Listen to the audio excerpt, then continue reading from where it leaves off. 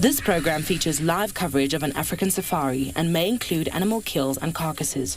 Viewer discretion is advised. Waxing gibbouses against a beautiful blue winter sky this afternoon, and the conditions for a game drive are absolutely perfect. There's not a breath of wind, the sun is shining, and all the temperature is nice and cool. And so hopefully it's going to be a productive afternoon as we head eastwards to go and explore the wilderness of the northeastern corner of South Africa on this your very own live African safari.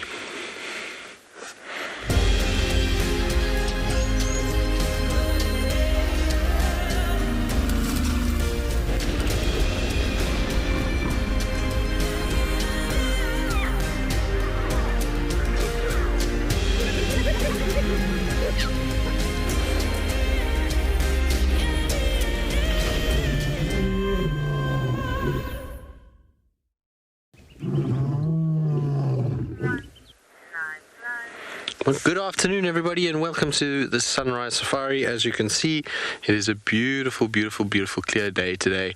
There is a slight little bit of coolness in the air, but otherwise it's as pretty as one could ask for.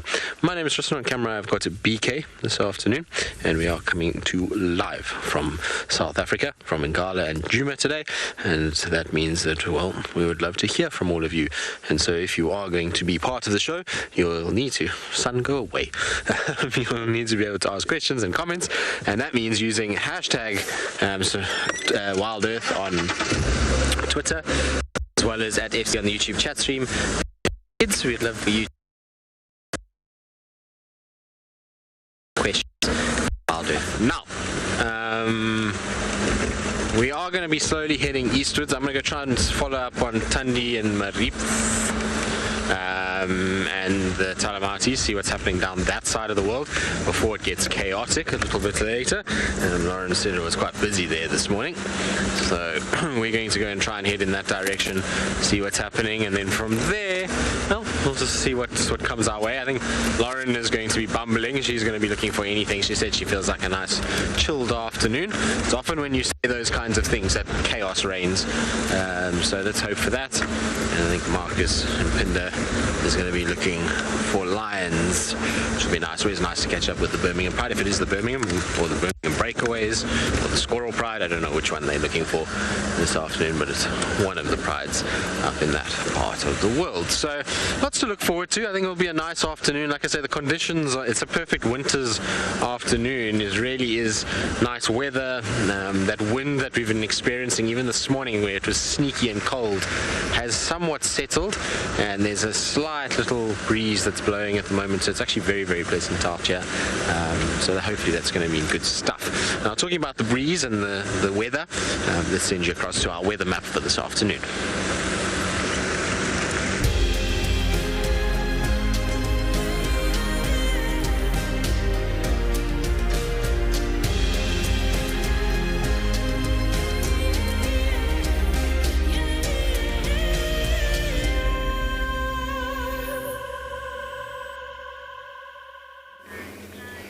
Good afternoon, everyone, and welcome to the other half of the Djuma feats.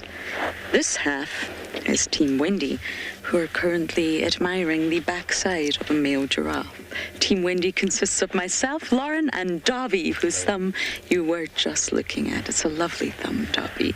And Tristan said it's pleasant. It's actually almost too pleasant. It feels very, very hot, but I think I'm overdressed. I'm preparing for 2 hours' time when the temperature drops dramatically. I've got thick socks that go up to my knees and a thermal on. So maybe that's why I'm feeling the heat. But I won't be complaining later on, that's for sure. And I'm also hoping for a chilled drive today, but Tristan's right. Our directors always ask us, what's your plan? But sometimes when you make a plan, it just never goes to plan, ever. So I'm going to try and relax. I'd love to catch up with some Ellies.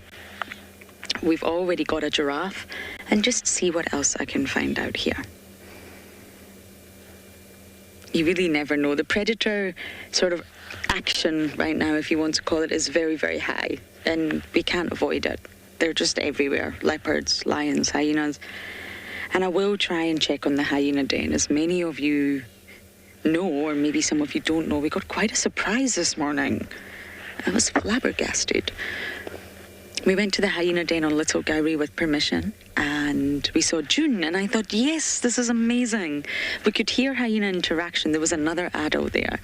Not sure who it was. We didn't see them. And June went to call Navella, call out the cubs, and out came 3 huge warthogs. They chased June. She appeared unscathed, and she did come back to the entrance to call Navella again, who never appeared. It's very common for hyenas and warthogs to share termite mounds, but not at the same time. They're not going to be having a little tea party inside, that's for sure. So I'm a bit bamboozled as to what's happened this morning. No one got hurt, but I do need to investigate further. And it's a little bit tricky because it's not a property that we do traverse, but I will try my very best to get you any updates on the hyenas. I still have no updates on Pumela. Or Gingarika, actually. It's been a while. I do think they're sort of hanging around different areas, but I'm still going to try and find them.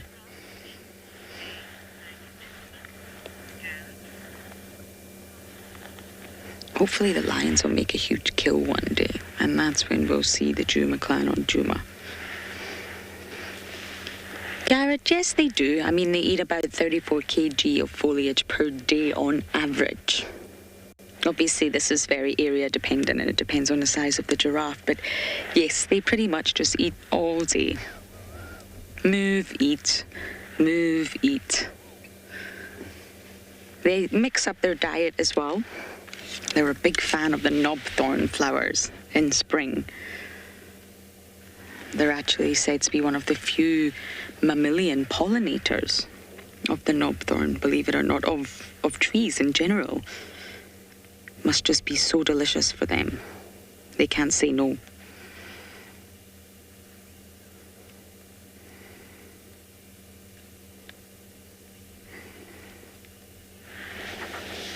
Okay, we're going to bumble on from this boy, see what else we can find and seek some shade.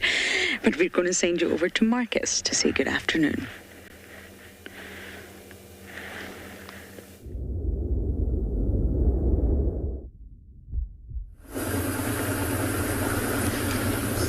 We are in the central part of the reserve, heading west this afternoon. A very good afternoon to all our viewers and a warm welcome to andBeyond Ngala Safari Lodge. I am Marcus, and of course on camera I've got Odie. There goes his thumb. So as I was saying earlier, we are heading towards the western part of the reserve, hoping to catch up with some of those members of the Birmingham Pride. So the ones with the youngsters. There were reports from earlier this morning that they had caught a wildebeest, which is quite nice for them and also for us. So we are hoping that when we get there, they might still be feeding. There might still be a bit left of that carcass. However, that being mentioned, those 2 ross males were apparently with these lions. In which case, like if it was a lot of lions, from the report I heard, it was 15 lions altogether, which there might not be much of that carcass left now, but it will be worth going and checking. And also, yeah, there are those youngsters that are always a joy to watch. So cute, especially after a kill. Find that they've got those hanging bellies, which is quite nice to see. So that's what we are hoping for, the plan for this afternoon at least. And it's a very beautiful day at Ngala. So we have got a weather of like around 22 degrees Celsius, which is around 72 degrees Fahrenheit. And we've got some blue skies, no cloud cover whatsoever. Such a lovely weather, not as hot, but also not that cold, which is quite ideal for us at least. So it might be a little bit hot, we are crossing the fingers ourselves that we find these lions, and even better if we still find them feeding, which is quite nice to see when they feed, to observe all sort of different behaviors, especially since those two dominant brothers will be there. So of course these youngsters have got to toe the line, they've got to wait for their turn, and if they don't, more often than not, punishment is delivered rather harshly with these lions. So we are crossing fingers ourselves that we find them in that area at least, and then there is a bit left that we can find them feeding. Or maybe if hyenas have made their way to the area while the lions are still there, because it's also quite nice to see lion hyena activity like that.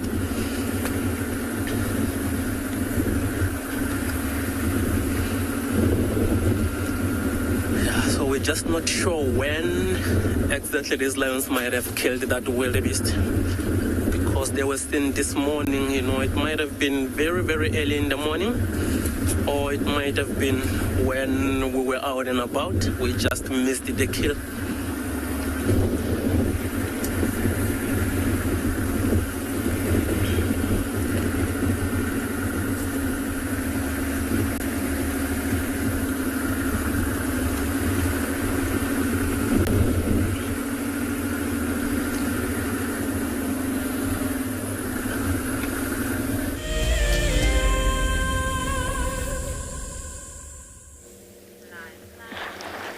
We're just admiring the surroundings. I'm trying to check the ground, see if there's any ellie tracks, ellie dung, ellie scent in the air. And we realized you get a really good view from here of the moon. I love the moon. I'm such a moon child.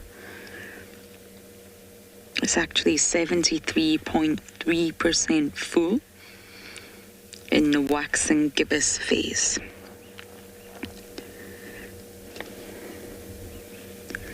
So full moon is approaching. It's on the 24th.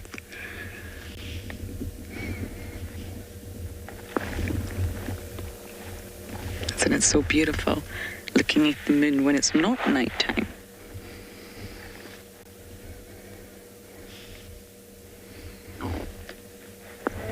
We're just going to sit here for a little bit and just listen. I really want to find elephants. We're going to see if we can hear them somewhere in the distance.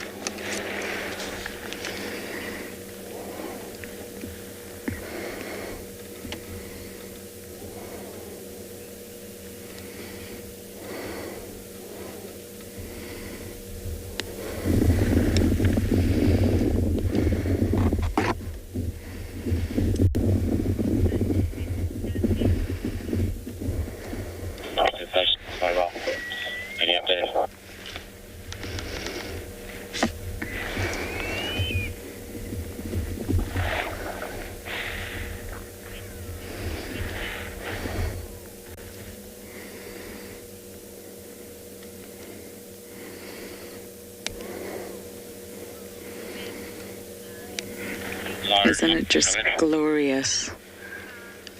We're gonna keep bumbling and see what else we can find.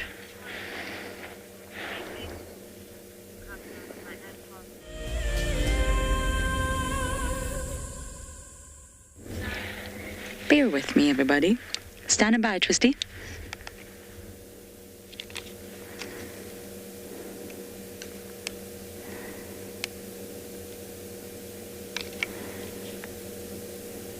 Tristan, do you copy?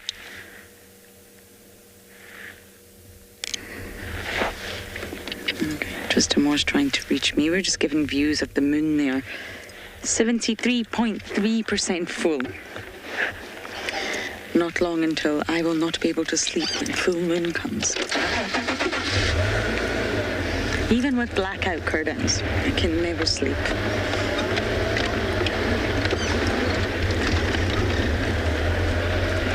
Okay, we're heading around Gowrie Dam. I want to see if we can get Ellie's. And I also want to look to see if we can find that Verreaux's eagle owl. It was such a spectacular sighting yesterday. I wonder if it's still going to be in that Jackoberry. And then I'm going to look for the wigs, everyone. I'm going to try and set. If Tristan got signal yesterday in Simbambili, I am going to try in the Mowati. I'm going to try and see if we can catch up with Mr. and Mrs. Wig. You never know until you try.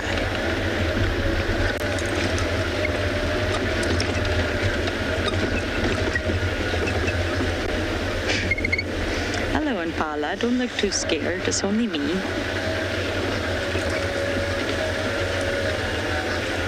Not getting comms. I didn't get the name, but it's why do the owls think Just going to pull up beside these Impala. Hello, guys.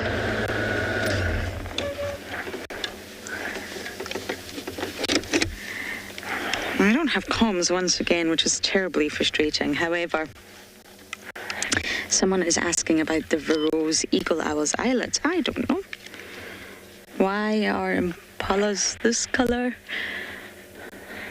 Why are hippos one color? I guess it's just part of their unique design. I don't know if the pink coloration entirely has a function, but it makes them extremely glamorous all the same. They can look quite angry birds sometimes, so that pink's coloration gives them a real... It softens their appearance, shall we say.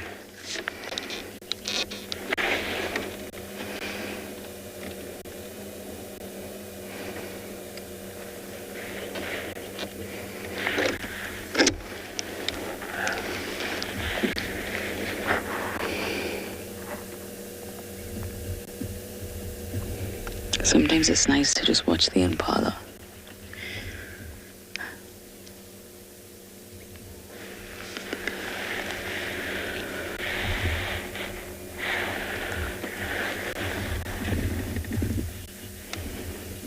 They're remarkably relaxed. Okay, I need to find a new place for my radio. It's not working in the current place. Davy, do you have any suggestions?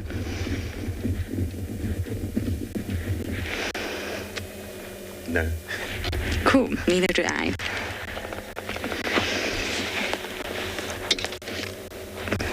Okay, let's bumble on towards Gowrie Dam. See if we can find anything down there. My radio is really temperamental these days.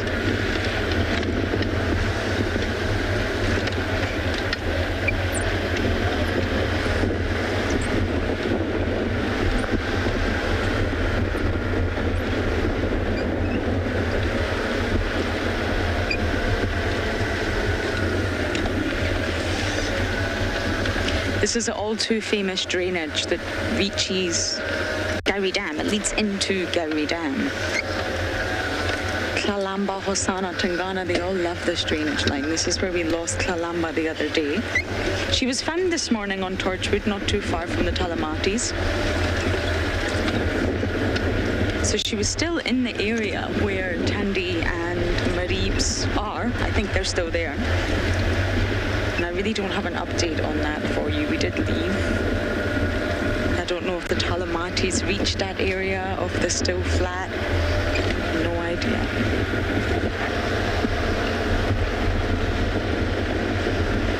Okay, we're going to make our way to Gowrie Dam and hopefully our little owl friend.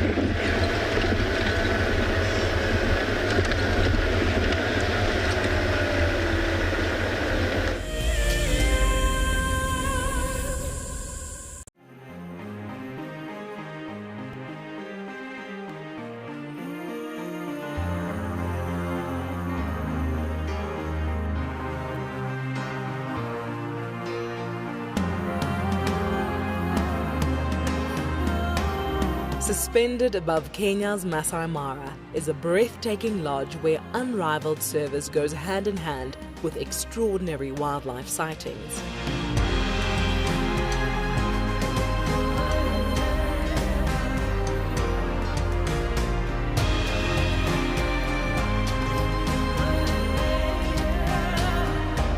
Ngama Mara offers a quiet place where guests have the opportunity to reconnect with the world again. Sign up to be a WildEarth explorer before the end of July, and you and a friend could win a 3-night stay at this award-winning lodge. WildEarth Explorers, it's in your nature.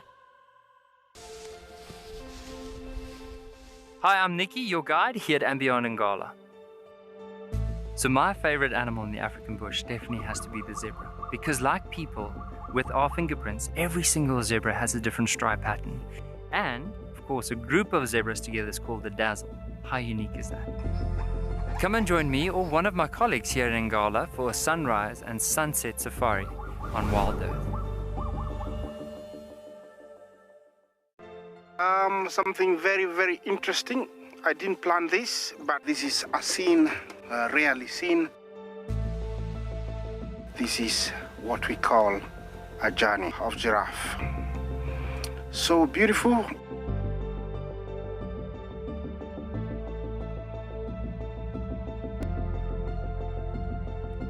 Tune into WildEarth every single day. It's in your nature. Hi, my name is Tristan Dix, and I am a guide here at Djuma Private Game Reserve for WildEarth. We love connecting you to the African bush, and we always look forward to all of your questions. If you want to ask a question on WildEarth, you'll need to register on the website. Once registered, go to our live safari page and submit a question below the live feed. Catch up with me on WildEarth.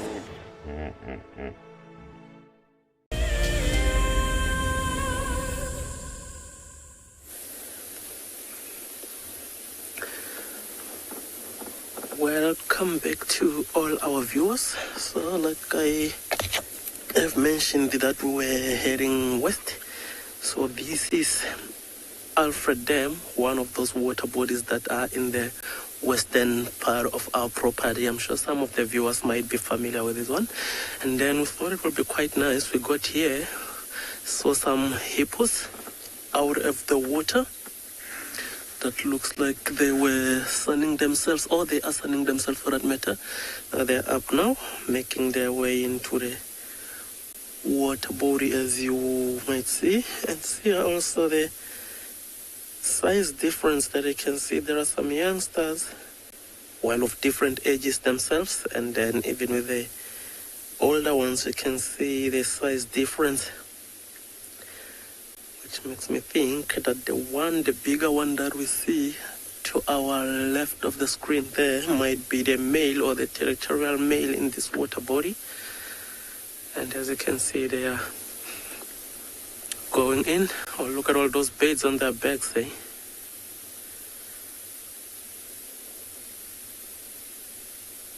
So from the sound of these beads, looks like they were oxpeckers that were probably on their back for maybe ticks that they might find.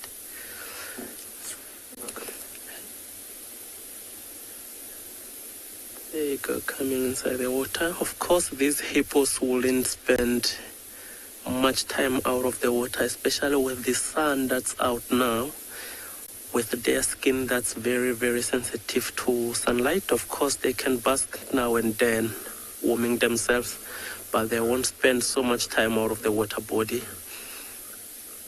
Those beautiful sounds that they make, and all of them submerged, as you can see. And there are some vultures. I'm not sure if Odie can try and get those on our screen. Look at that. So when we're making our way, we saw some vultures that were circling, and then getting closer to this water body, we saw those ones that are down there, but they don't look like they are feeding on anything really. So most of them just a few minutes ago had their wings spread. I think there is one still that has got its wings spread, as you can see, which I think they might also be sunning themselves. And of course, this is that water hole that has got a hyena carcass that we not really sure how that hyena died. As you can see, that's the hyena carcass there.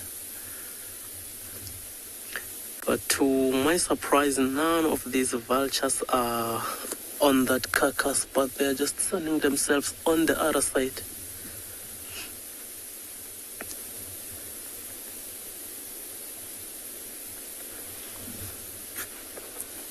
Because like they will be, I would assume that they will be coming to feed off it, but it looks like they're quite content where they are.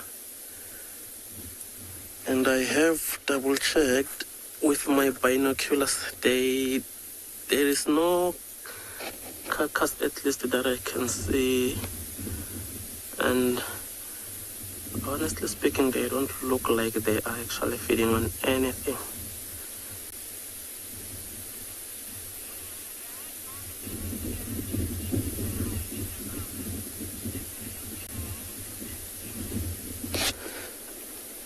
That's a very interesting question, Helen.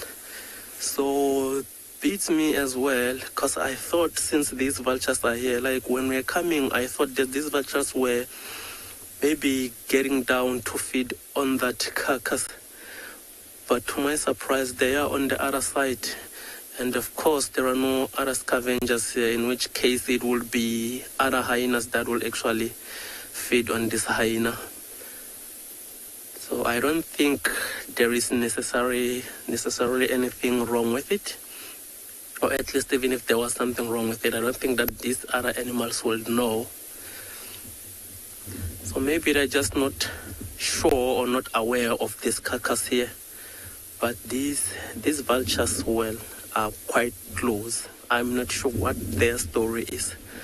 But as for the other scavengers, maybe they don't know of this carcass, because we are still also that close to it, but we can't get any smell from it. So I think that maybe if it starts to smell, they might make their way to finish whatever will be left of it. But this water hole is quite close to where those lions were seen this morning. So there is a possibility that maybe these vultures were on that area where the wildebeest carcass is with the lions, and then maybe they made their way to this side. Because of course these vultures will have to wait for their turn when it comes to feeding those lions and gonna accommodate them or have any of it while they're still on that carcass.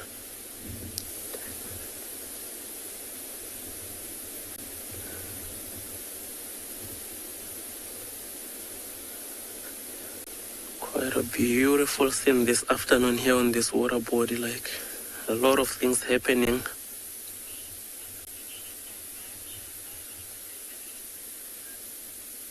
So these green are white-backed vultures, one of the most vultures, well, one of the common vulture species that we get here in the Lowveld.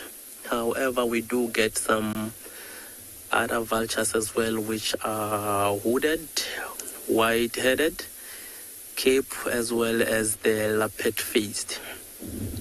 So these are the vultures that mostly we will find in the Lowveld here. And these particular species, the white-backed vulture, are not particularly a very good pointer when it comes to a carcass or where the lions is. So I find that the one that's trustworthy, the one species here, will be the hooded vultures, because those ones are the smallest vulture species that we get in this area. And of course, sometimes when they get to some of the carcasses, they get bullied by other vultures that are more powerful than them. So those ones will even follow lions just for the lion's scat. They don't just feed off the carcass, but they also go for the lion's scat,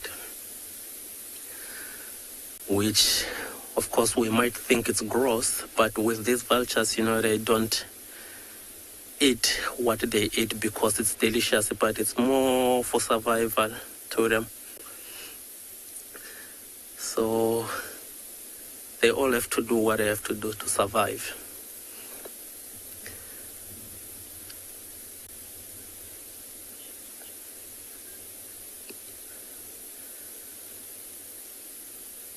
So if you can see also, there isn't really anything going on with those vultures for now, but I can't really see on the other side what is there, because they look like they're in a small termite mound. So I think let's drive a bit forward, see what is on the other side. But like I mentioned, they were not, well, they didn't look like they're feeding on anything really, so I just want to see if there must be something we are missing on the other side of the mound that would have attracted all these vultures to that area.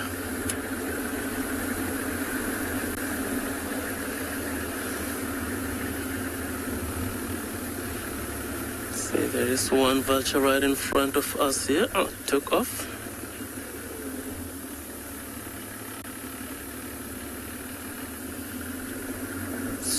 So Bill would like to know whether other animals can sense whether or not a carcass has got diseases. No, Bill, I don't think they can. Because even with our naked eyes, we can't really see that. It's more after testing. So with these animals, I don't think they can actually sense that. Because, especially with these lions, I'm not sure if you are aware of the disease called bovine tuberculosis. That is the disease that these lions will get when feeding off what may be buffaloes or even wildebeest. But they don't really know of these diseases. They're just feeding because they need to eat to survive. So I doubt that these animals will necessarily see that the animal has got diseases. Like also with these hyenas as well, they can feed off animals that died of what, anthrax?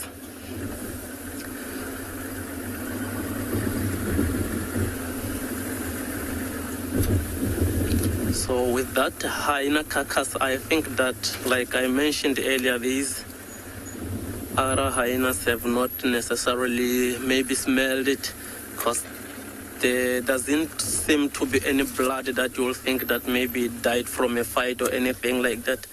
And of course, if there was blood, maybe these other hyenas will be able to smell, because they've got a very sharp sense of smelling like that. So we got a bit closer to where these vultures are, but still I can't see any carcass here.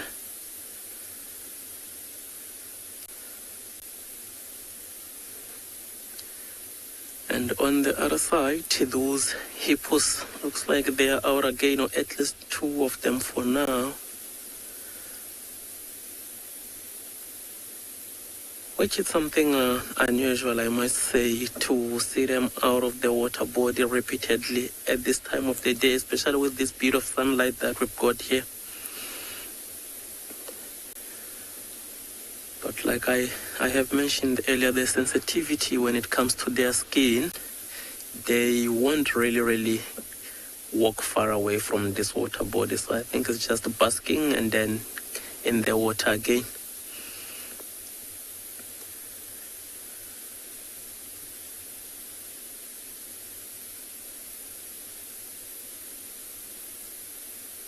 Quite a lot of vultures as well.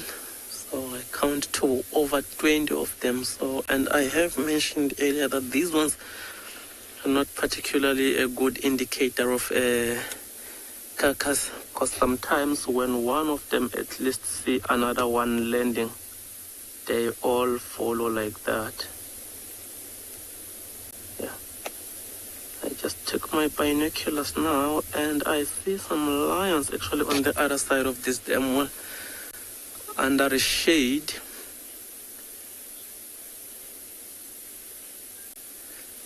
So that's quite a good question, Lucy. So you want to know if vultures migrate. Lucy, with the species that I have mentioned that we get here in the Lowveld, none of those migrate. I'm not sure of other vulture species found somewhere, whether they are migratory or not. But with these ones, I am quite certain that they do not migrate. So that being said, I think let's drive to the other side to where we've seen those lions. Because they've found themselves a nice patch of shade that they're lying under. So I could only pick them up with some binoculars, which of course is the important piece of equipment where as far as safari is concerned, because it is evident now that I would have missed those lions with my naked eyes.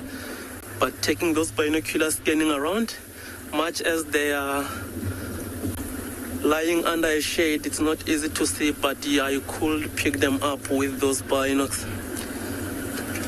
So let's get in closer, see what those lions are up to.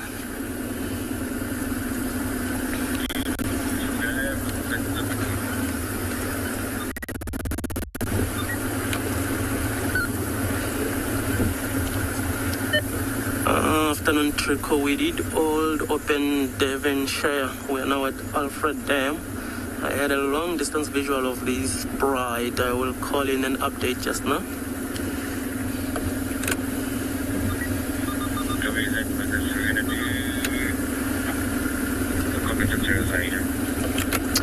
Right, sorry about that.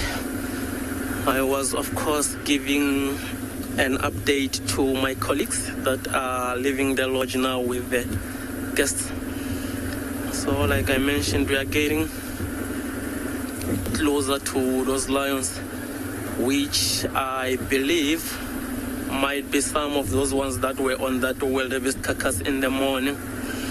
So when we are closer, we'll be able to see whether all of them are there or just some of them that might have left the area where they were feeding on the carcass to come have a drink here, and then decided maybe to take it easy under that shade. Because of course, as a lion, if you have fed, if you have had some water, then there's really no reason to be moving around a lot, especially during the day like this.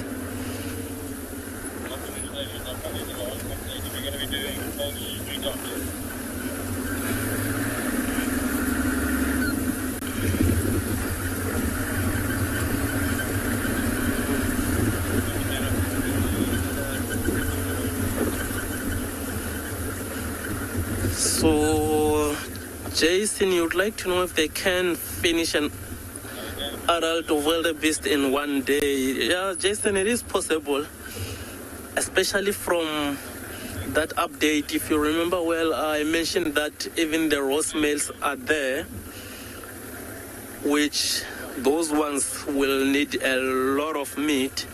So if it's something that maybe they caught early hours of the morning, then it is possible that they can finish it. Looks like a lot of them are here. You can see one roast male at least, or both of them.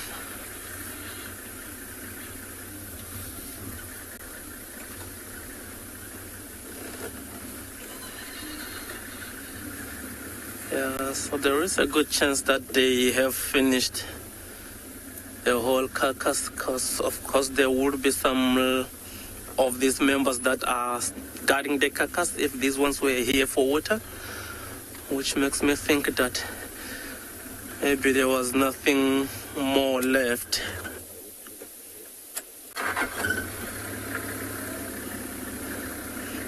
Okay. I just need to avoid this zodiac. Yeah. Alright, so we'll just try to reposition.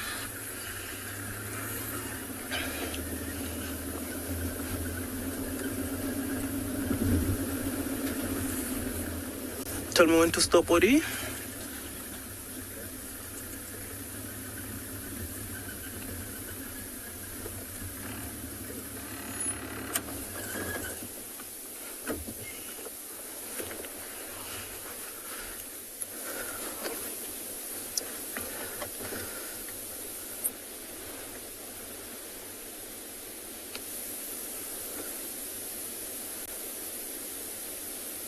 So I have actually counted up to 9 adults here.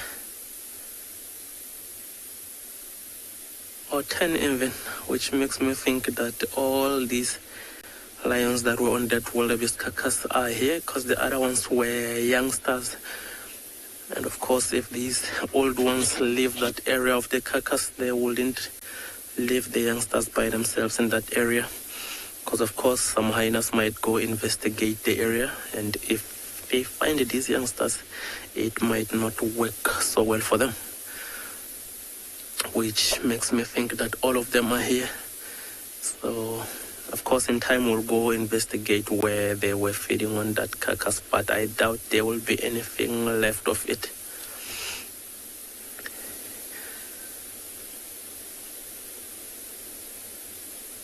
And so as you can see, it is a little bit hot, like I mentioned.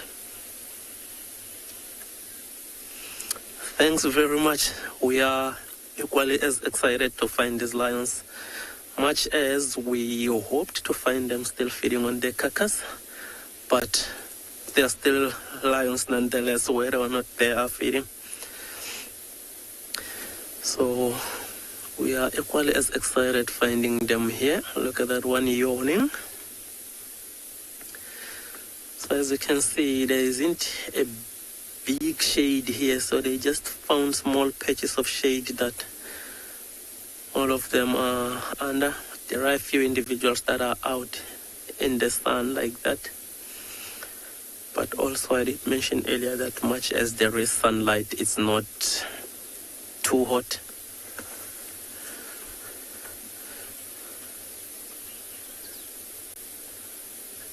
So I think we're gonna spend a bit more time with them, see if maybe they will move, and then we'll make another plan from there.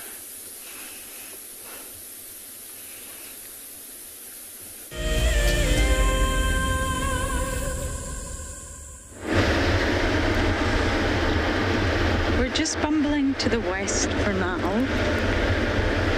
The west of our little reserve is either a hit or a miss. It doesn't have many water points on our reserve, and therefore sometimes you can see absolutely nothing, and sometimes you can bump into the most interesting characters.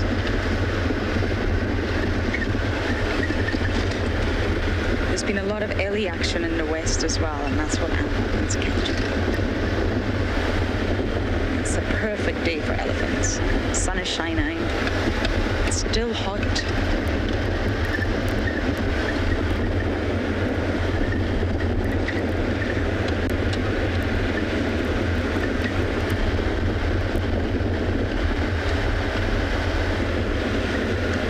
So you can see elephant tracks from miles away. Their tracks are unmistakable. Their tongue is unmistakable.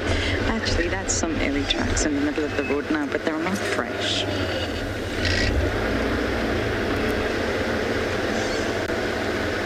I have driven over some of them, but you'll be able to see these big, huge circles of the ellie tracks.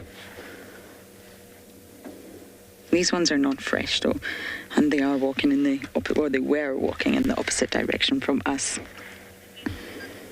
But you can see really how obvious they are. Unmistakable markings on the road.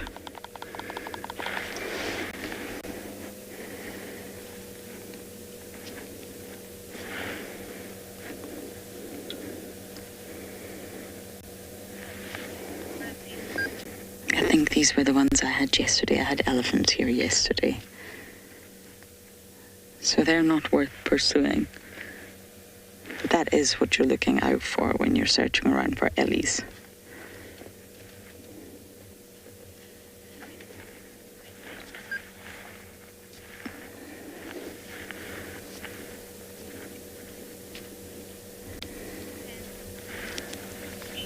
So we're going to keep bumbling on, and hopefully we can get lucky with our great grey animals.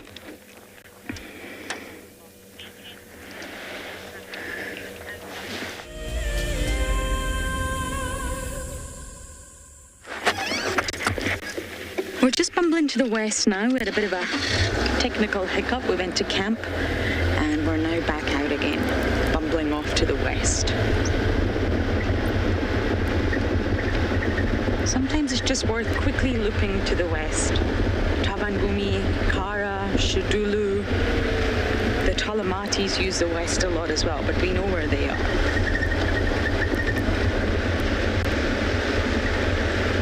And of course, because it's winter, the animals will be mobile.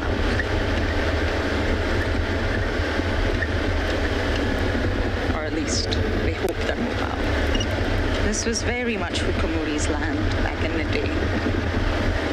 If you ever went west, you went west to look for hook. But other animals still definitely use it.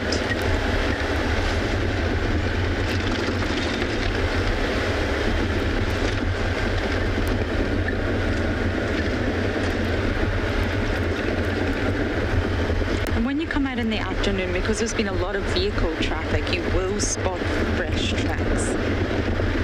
If there was tracks for a leopard here, you would immediately know that they're fresh, because there were so many vehicles driving up this way this morning. And if there's tracks on top of the vehicle tracks, then you're onto a winner. But I'm actually looking for Ellies.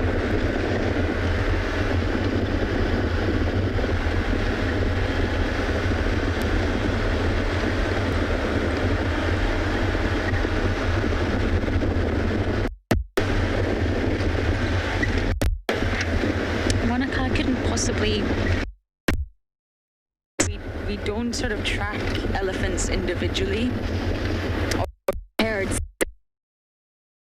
Really big tasks. Say yes, every day we have new herds or new elephants, or no. I'm afraid there will definitely be new sort of elephants that arrive, but how long they stay, if it's a daily thing, I am really not sure. I think, personally, a lot of our herds stay here for quite some time before moving off. I wouldn't assume that there would be new individuals every day. Djuma's very small, remember, 1,200 hectares. There is constant movement, but if it's always a constant influx of new individuals, I'm not sure I could possibly say.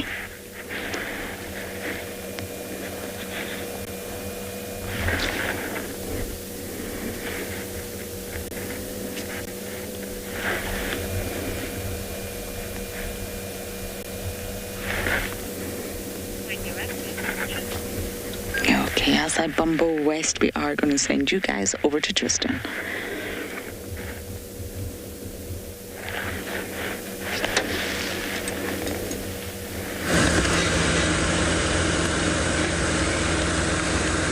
Well, we're having a very frustrating and irritating afternoon, to say the least.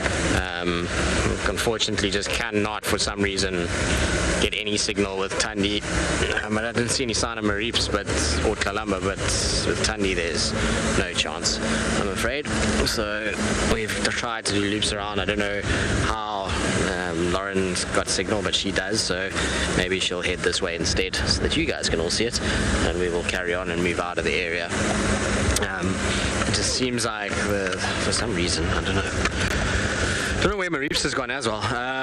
He's not there. So, we're just doing a little loop around just in case I can catch him somewhere. Maybe he went for water and decided to kind of lie up, or he's just lying on a mound there or in the drainage line somewhere. Can't really see him, and I've done a few little loops around. It's just her, and the meat is still kind of tucked away in a very thick bush. It doesn't look like that much left of it, but there is still some there, so I'm sure they'll still be here for a while. The lions that Lauren was talking about this morning, the Talamartis, they went static about 200 meters from them, so they're not, that's what the guys say. I haven't seen any sign of the lions there, and I have no idea which direction they were, but yeah, they seem as though they've gone static and they haven't robbed her, which is good news. I suspect that they'll get going a little bit later though, and if they are moving, and if any of these leopards start to argue, if Kalamba comes back, then it's going to make for a interesting afternoon, because they certainly will attract the attention of the lions if those leopards start grumbling and groaning at each other. Starting to make a bit of noise. Just wanted to come check at Marips' favorite little tree just to see if maybe he was kind of lying up in the tree somewhere. Doesn't seem like it. It's a tricky tree though. Don't always see. No, that's no sign there. Just looking for tracks, but there's only hyena tracks at the moment. This is his tree on the right. He likes to sit in this tree on the right hand side. You can see it's got a nice view of Chitwa along here. You can kind of see what's going on and what's happening. I don't see any tail dangling down today, but that's not to say that he isn't somewhere here. There's some impala and warthogs in front of us, so maybe he's gone north. It's possible that he went up towards that little pan on Torchwood in order to try and get water. It's much closer though to Tswalu Dam, so I'd be surprised if that's the case. What I might do is just check a little bit down in the Mulawanini here, just to see if he didn't come south and is just lying up. But I've checked all his favorite little hidey holes that he normally uses along the drainage line, and no sign of him there. All right, let's just carry on bumbling along and see. Maybe we'll pick him up somewhere here.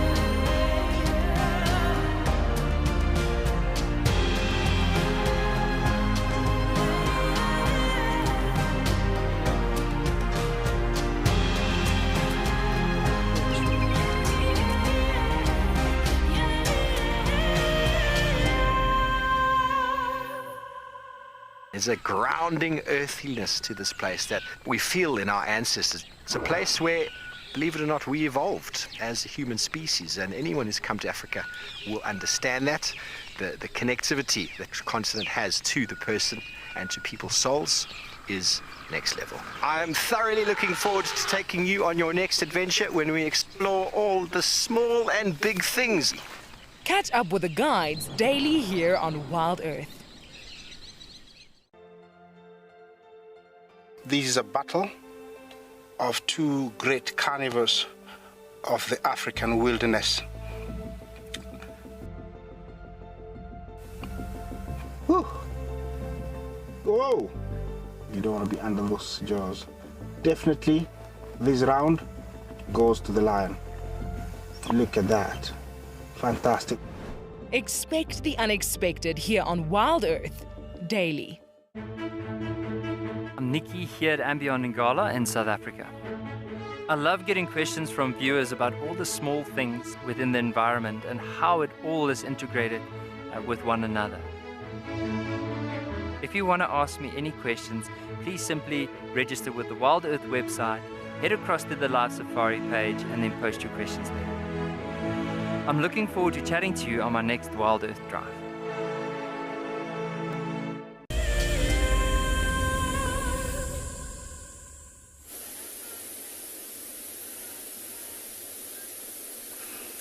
Welcome back to andBeyond Ngala, everyone. So we have repositioned a little bit, hoping that these cubs were gonna get active. But of course they are a little bit active, if I can put it like that, because I'm sure you can see that a few of them are busy circling. So not active as I had hoped, but active nonetheless. So of course these lions have fed earlier. They came here probably to find some water in the water hole, and now they've got that small patch of shade that they've got that they're lying on right now. So like I have mentioned earlier, they don't really need to be moving a lot. There's one cub that's up. Looks like also it's going to reposition and lie down. There it goes. So, of course, these lions are doing what lions do best, which is napping. Especially during the day like this, it is a little bit warmer for them. More so for these ones because they were feeding earlier. And because of that reason that it is warm and they have fed, like I said, they don't really need to be moving a lot. So they look quite content where they are. And of course the cubs, as you can see, one has got his head up there. That's what we are likely to see, at least as far as these youngsters are concerned. Oh, listen to that one.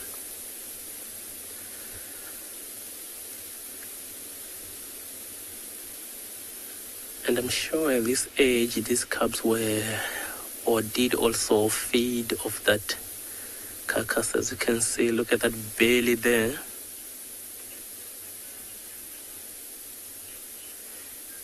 Most definitely, Angie, this is the Birmingham Pride. Not all of them do, because of course you can see there are some other individuals that are missing. But yeah, it is part of the Birmingham Pride. So these are the ones that we've been seeing lately with the 6 youngsters. Not sure if you can remember those.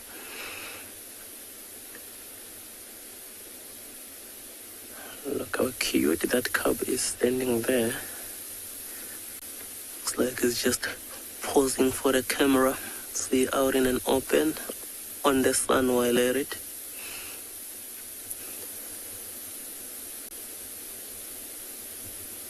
Looking all fluffy.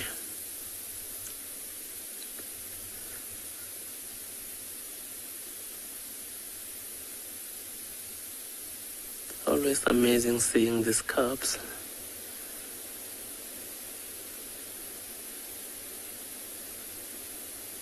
That gas looks like it's looking for companionship or to the other.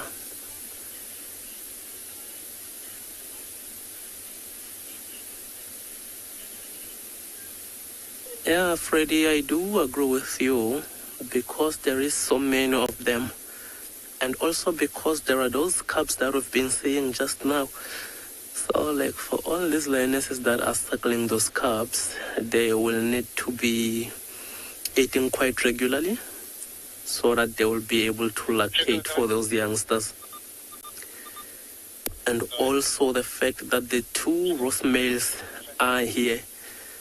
If these cubs or the lionesses were to hunt and catch something which is not as big, maybe as that wildebeest they were having earlier, maybe they catch an impala, for instance, these 2 will claim it to themselves, to the exclusion of these females that might have done that kill. So that's also some of the reasons that they might be hunting a lot than they would maybe when they had no cubs.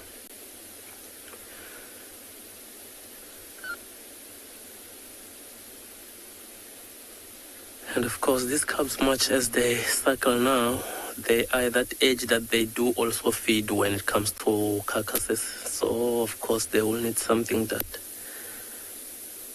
will be enough for all of them now. Like, as you can see, I saw those, or at least that one cub that was active. You can see that belly, much as it's hanging, but it doesn't look that full that they might actually need to hunt soon. But seeing one of the roast male there looks bloated, which makes me think that of course they would have claimed the lion's share of that wildebeest carcass.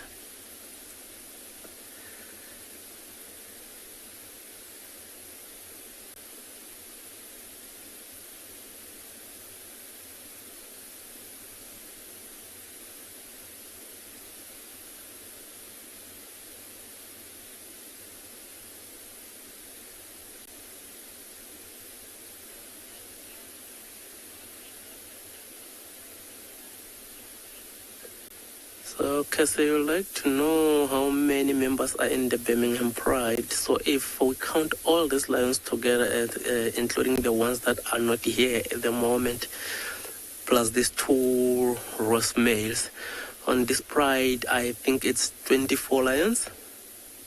There are a lot of these youngsters as well. There are 2 youngsters that are about over a year old, and there are 6 of them that are under a year. In fact, are under 6 months, all of them. I think it's 24 members altogether.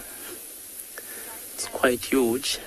And those ones that are missing now, most of them are those sub-adult males that are coming of an age that these 2 dominant males do no longer want them in this Pride, because, of course, they will have become sexually active. And these ones will see them as competition. So those are the ones we've been seeing them chase away. So that includes that white male. But of course the white female also eats with that other Pride, with the sub-adults. So when those ones finally leave this Pride, the numbers will come down again.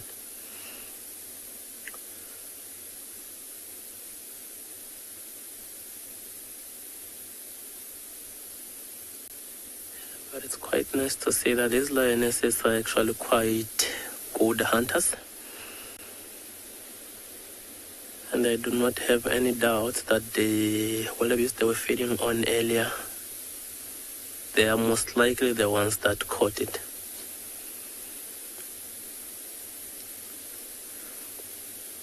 And when you do think about it, looking at all those youngsters, so they will need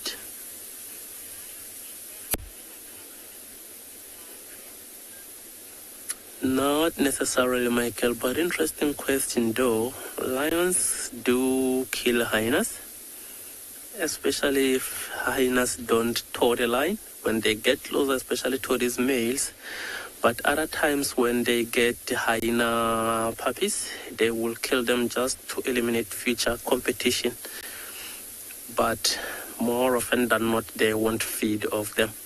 So it's actually the other way around. Hyenas can feed off lions. Like with hyenas, anything goes. But with these lions, if they kill a hyena, that's just to eliminate competition. Oh, look at them raising their heads up. I'm not sure what they had.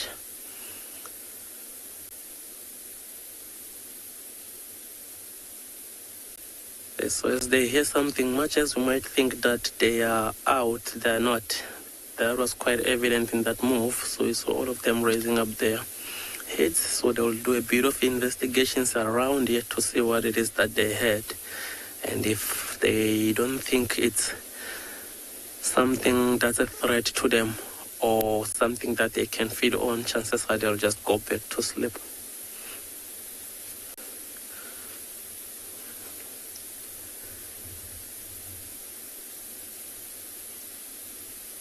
You see how the white actually on the underparts of these lions stands out like that, especially to these dry grasses here.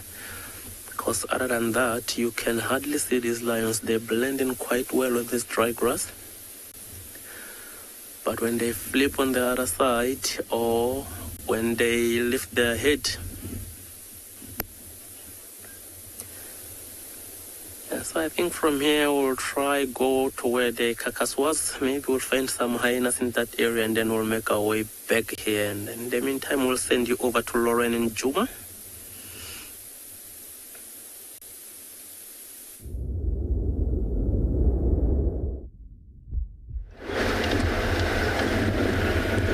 I've had no luck with any of my searches, I'm afraid. It appears Tristan is struggling a little bit for signal. Where we were this morning with the leopards is in the Mulwanini, so it's in a very strange little dip. So we may take over from him in just a bit. I think there's quite a lineup. But we'll slowly start to make our way south. First I want to check Treehouse, Dam, Twin Dams, and then we'll slowly go south and see if we can work the signal. I think Tandy's still there for sure.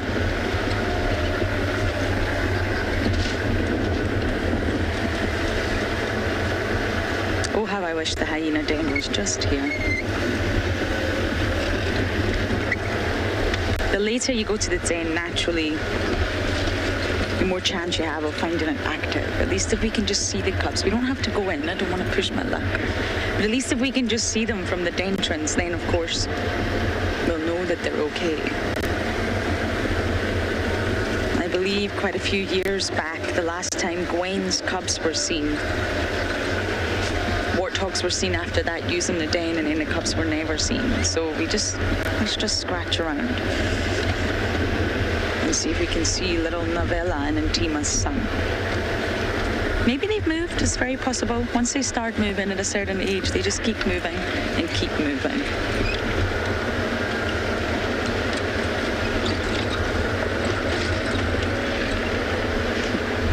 Hyena boy! My director loves to put a few extra H's in there that do not exist. But hyena boy, I am guessing you truly love hyenas just as much as I do. And that's a good question. I was absolutely startled this morning. I saw movement in the entrance, and I automatically just thought it would be Novella or Intima's son. And within a split second, I realized it's a warthog, and nothing made sense in my head. But they do tend to, it's just exactly the same mound that they both require. Meaning that sort of large mound with a large entrance to get in and out is exactly what they both need. So they have been known to share dens before, but not naturally at the same time. I mean, really, that could be quite a spectacle to witness. So the warthogs have obviously come along and found it empty, and they've decided, this is perfect, guys, look at this. It's the most perfect mound, great entrance, great way in, perfect fit. I don't think the cubs were in there, but I don't know. I really don't know.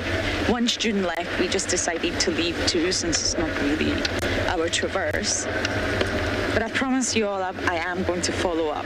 You know me when it comes to hyenas. I also really want to know, where are those cubs?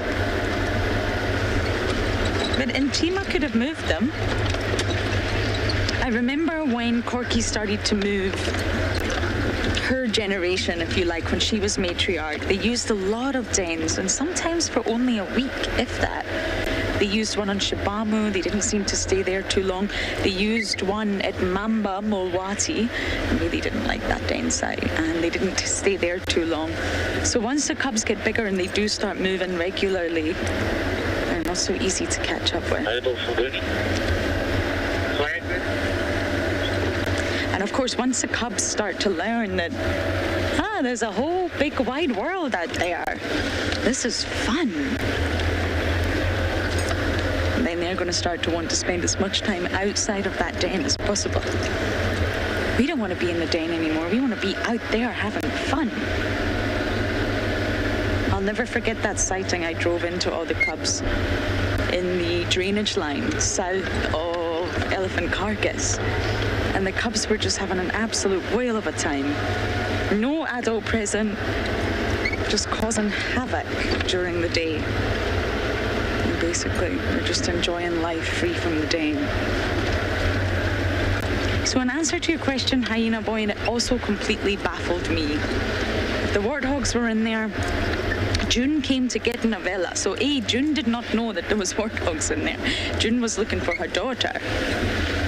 And B, the warthogs got scared. There was a threat present. There was a threat putting its head in the entrance, and that's why they charged. If you watch back the clip, you'll see that adult warthog at the front really, really charges at June because they thought they were in danger. So nobody expected one another, which makes me think the cubs are not there. And as I mentioned this morning, warthogs are dangerous. You see these tusks on the upper lip. They're really obvious naturally, but it's the ones on the inside. They're the ones that are extremely dangerous. And if they run into you with those tusks, ouchie. I hate to think the damage they could do. But we are actually on Taxon's Road, the road where it all used to happen. I used to be here maybe 6 times a day. But Not anymore, I'm afraid.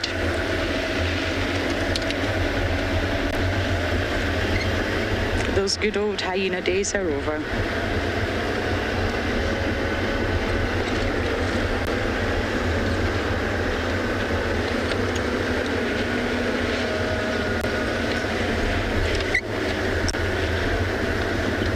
Ribbon did extremely well, though, to pull the clan back to strength again. It went through a lot of turmoil with the matriarchal takeover. Corky was injured. There was lots of tension with the lions around, and Ribbon's done well. Although the takeover was extremely aggressive, I mean, it happened in our camp. Do you remember that, Dobby? Oh, I still shiver when I think of that. And there was injuries and all sorts. She's done well to pull it back together, and it's gone from strength to strength. Now we have reached Treehouse Dam. I'm just going to park up on the wall and give you the quickest of views of Treehouse Dam. Not much is happening, but isn't that beautiful?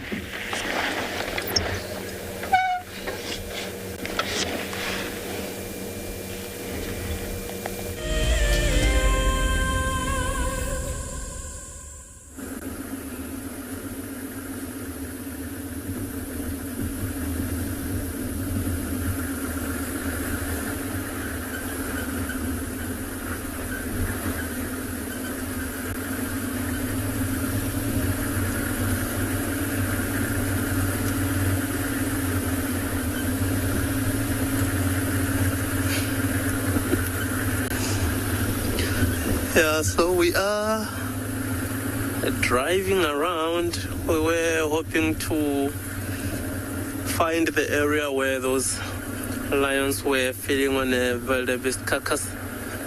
But no luck, it looks like there's nothing.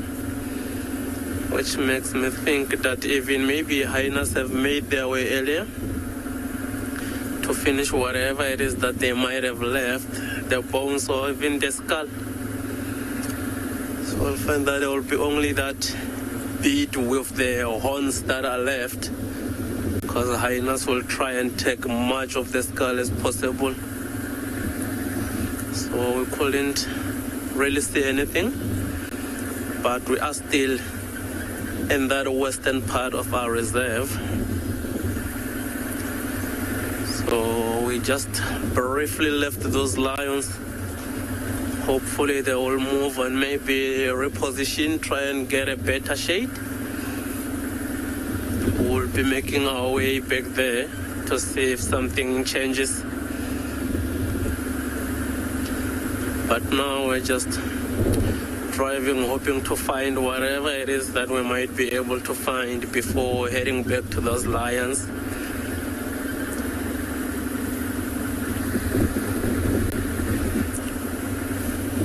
Still, this area is quite thick. You can't really see far, which means it's nice. There's still protection. So some of these animals can still be in this area that if it's this thick, you might miss them even if you are driving close to where they are.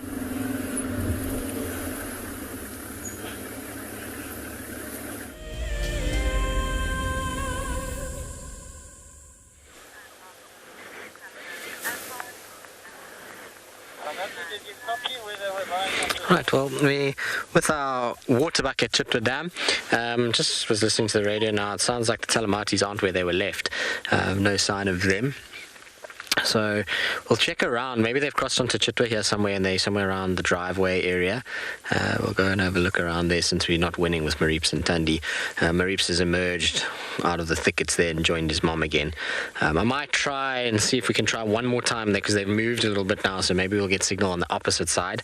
So we'll try that after we've been with these water buck, and if nothing there, then we'll go try and see if we can find the lions. But I always enjoy watching waterbuck. I find them such cool animals. Like, they look so different to everybody else out here, you know, with that fluffy coat, and obviously have that little heart-shaped nose that everybody always kind of sees. You see how this one's sniffing us? Cute animal.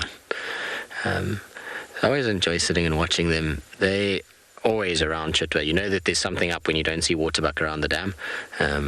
Something has moved through there at some point, because the males are typically all over the place here.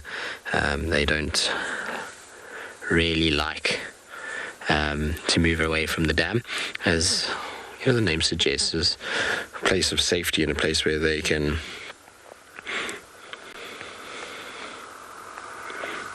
get away from predators if they need to. And you know, waterbuck of this size, while the crocs in Chitwa Dam certainly could bring them down, they would be probably able just to go into the shallow sections of the dam and still keep away or out of the way of things like wild dog and leopard and lions. Although it's a bit big for a leopard now, this size waterbuck is pretty much lions only.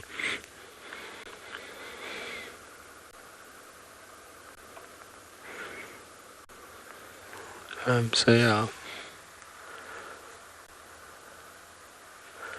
David, no, not really swim. What they do is they generally just run into water where they can kind of wade through it. So as long as there's a bit of water, then they're pretty happy. Swimming-wise, while they can probably cross deeper channels, they are also wary of crocodiles. So normally when they run through, it's just up to their sort of bellies, and then they bound through that water. Whereas, you know, if they go into sort of chest deep or deeper and they have to actually tread water, their feet aren't really designed for treading of water. And like I say, crocodiles become a big problem then. So you try and they try and stay away from those deeper channels and pools. But if they're being chased by lions and that's the only option, then they will. And then you'll find them that they kind of do this big bounding sort of movement in the water to try and get themselves across before crocs get anywhere near them. That nose is very busy this afternoon. You can also see they being driven mad by flies. The flies have been very bad of late. With all the buffalo that have been around, they've kind of brought in a lot of those biting flies, and so it's become pretty fly-ridden in areas like this, Chitwa Dam particularly, because the buffalo have been spending a lot of time here. So I'd imagine now that the buffalo have moved on, these waterbuck are picking up the flies as well as the impalas and various other things, and they go in the ears and on the tail and around the backside. And so you'll see that they're constantly moving, their ears and the tail, and just to try and kind of keep those flies away.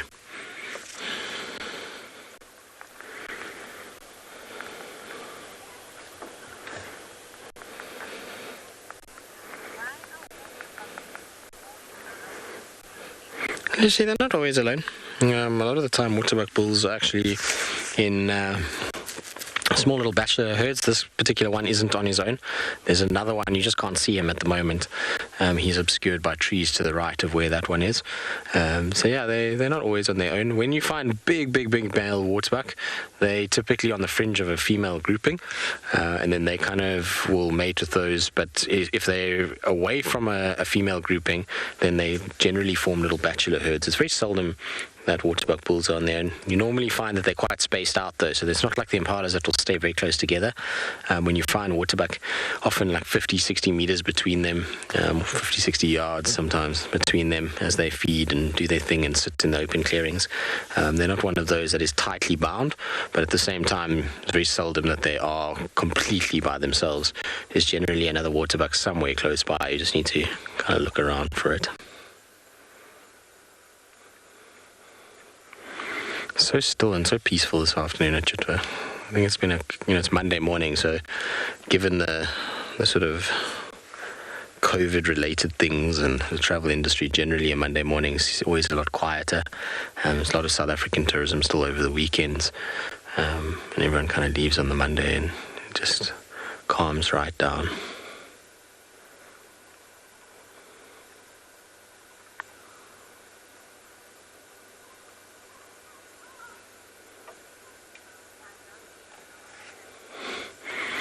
Michelle, indeed, their long shaggy fur is what sets them apart, and it's why the little babies rate so highly on the fluffometer. There's not really such a thing as called the fluffometer, but a lot of... One day I think we had a quiet drive and we started talking about the fluffometer and what was the fluffiest animals out here. But these guys, certainly the little ones, are as fluffy as they get. All right, well, Waterbuck is leaving us. I'll try and kind of roll down to the dam. And then, like I say, we'll just see if we can maybe try and pull a rabbit out their hat with Tundi and Marie. So it'll be just nice to spend some time with them. But if not, like I say, Lauren can come back. It's been her sighting really anyway. She's been there for 2 drives, so she knows what's going on. There's the other male there lying down. You can see him just sitting in the sunshine. He's a slightly bigger boy, this. So like I say, they typically will lie like this, a little bit apart from each other, but never that often completely alone. You just need to look around a bit and you'll see others in the immediate area. Crickets, why are you calling at this time of the day? It's very early for you guys.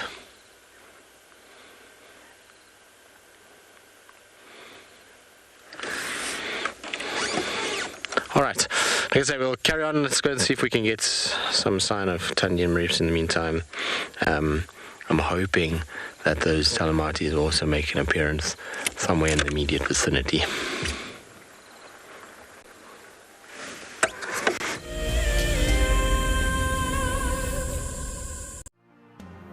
Hello everyone, my name is Elmarie and I'm very excited about this drive.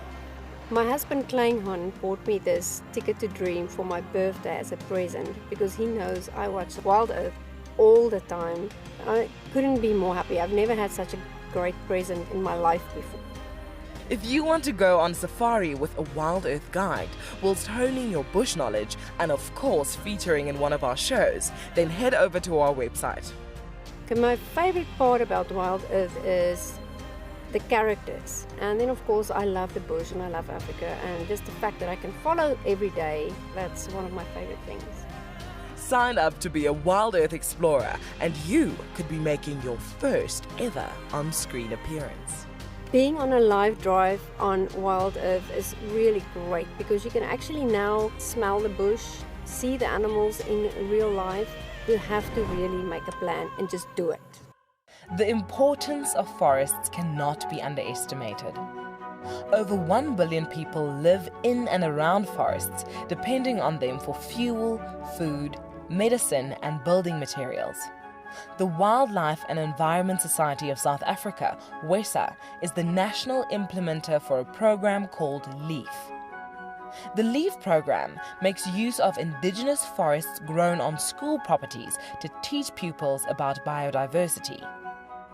This directly instills a sense of ownership of the natural surroundings and reconnects children with our biomes and heritage. WESA needs your help to bring nature back to schools. Ask your school to join the program through the link on their website.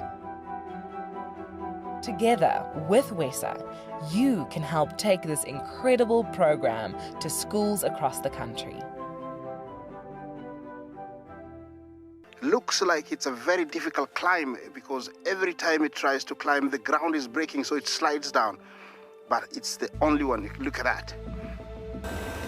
That is a call of desperation with a cub. It's like, what are you doing, mommy? Oops. Oof. Expect the unexpected here on WildEarth daily.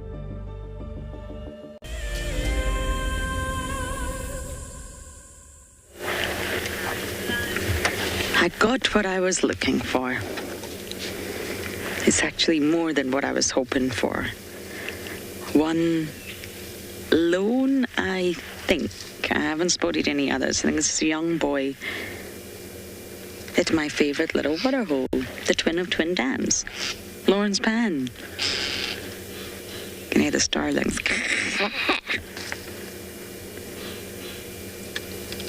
There's actually more ellies behind us, but I think this one, this pan, is alone. And it's a really, really hot day. It's perfect to be at a waterhole and spot some ellies. I'm just loving having them around right now.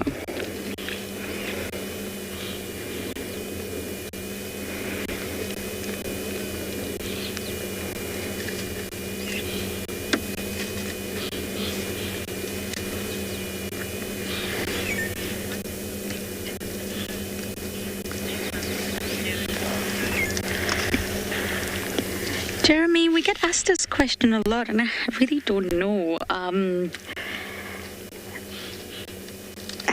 never counted.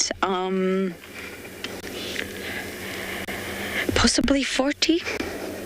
That's with a lot of calves, though. You're including the calves in this one. And sometimes you'd see what looks like a really, really large... Starlings are really noisy. What looks like a really, really large herd. But it can actually also be two kinship groups, which is what we talk about quite regularly here, where they've just split. The herd has just got too big. It's not sustainable. It's reached its sort of carrying capacity, if you like, and they split, and a new matriarch will arise. And kinship groups normally remain in contact because they're relatives, so they don't travel everywhere together because it's not sustainable. But they do remain in contact, they do communicate, and they will meet up. So it can be very often that that's maybe what you're looking at. There's a sort of wonderful flexibility and fluid approach in elephant society. It's quite fission fusion, if you like, especially when they split like that. You get individuals that might spend time with one of the groups and then move back to the other group.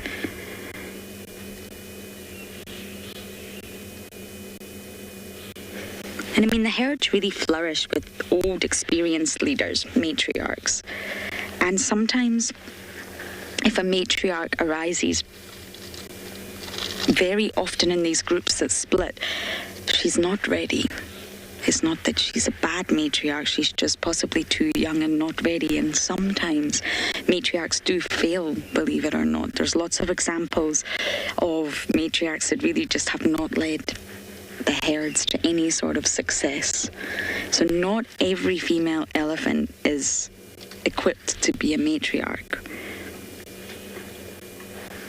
And it takes time for new matriarchs to emerge. It's not immediate. If the two eldest females are very, very close in age, for example, that herd may split so both of those two older females can then rise in the ranks and flourish to become a matriarch.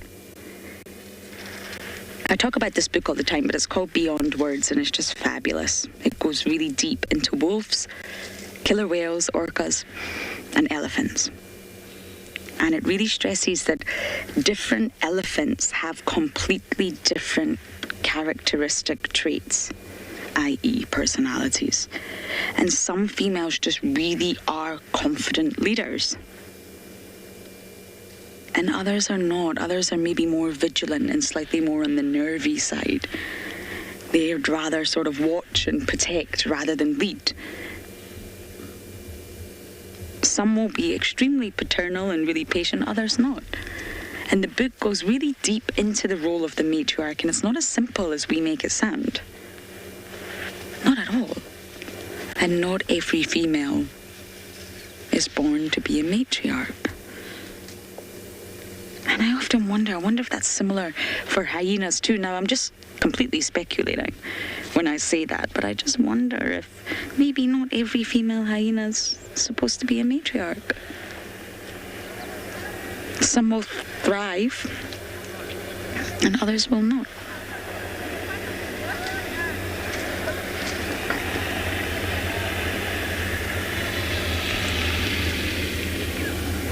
Thanks for that question. That really took me on a spin there. Now, I rolled with that one. It's one of the topics that I absolutely love talking about. And it's a really fantastic book that goes deep into elephants that have been studied for years and years and years, and they're collared and they're ID'd, so they know the individuals. And they really start to learn the individual characteristics and traits and personalities. Just like humans, we're all different, really. Thank goodness for that.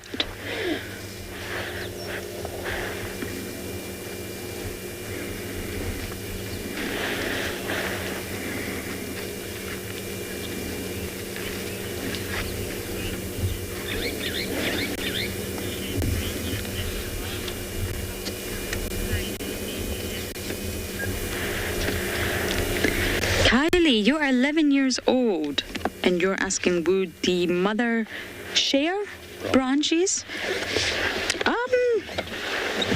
She absolutely would if that was necessary. But very often the calves just copy the mom. So for the first 6 months, Davi's directing me here, sorry, we're trying to get the best view for you. For the first 6 months, how is this, Dav? The calves really only drink mom's milk. And that's what makes them nice and big and strong. And then slowly they start to go on solid food. And mom doesn't necessarily feed them, but mom shows them what to do. So these young calves, what you'll find, very often just copy mom. Oh, mom's using her trunk to pull this. I'm going to pull this. Oh, mom's eating this. I'm going to eat this. Oh, mom's doing this. And it takes a long time, believe it or not, for a young elephant to learn how to use the trunk. It's not simple. There's a lot of muscles there. So the young elephants have to learn and practice and learn and practice. And mom doesn't feed them, but mom absolutely would share. She would. They're not aggressive in that way towards their young. But very often the young will just copy exactly what mom is doing.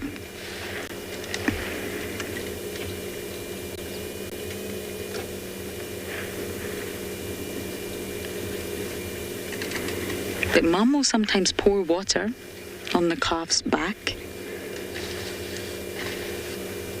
And in really severe times of drought, when it's hot and there's no water, female mothers have actually been known, when they see that their calves, who are particularly sensitive to dehydration, when they see the calf struggling and there's no other water, they're actually known to regurgitate water from their own stomachs and pop it into their calf's mouth.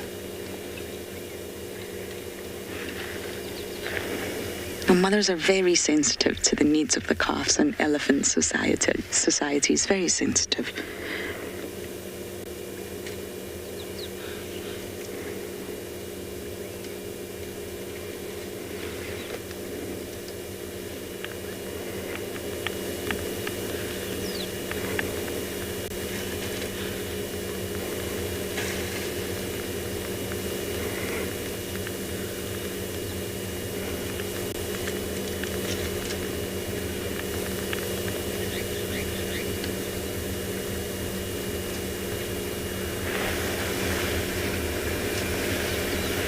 Isn't this so lovely?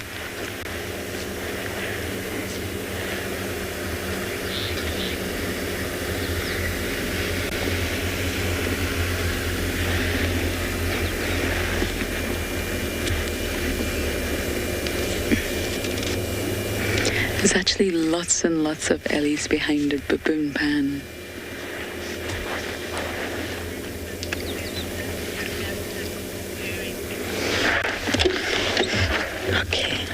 Leave this one and go and see the herd,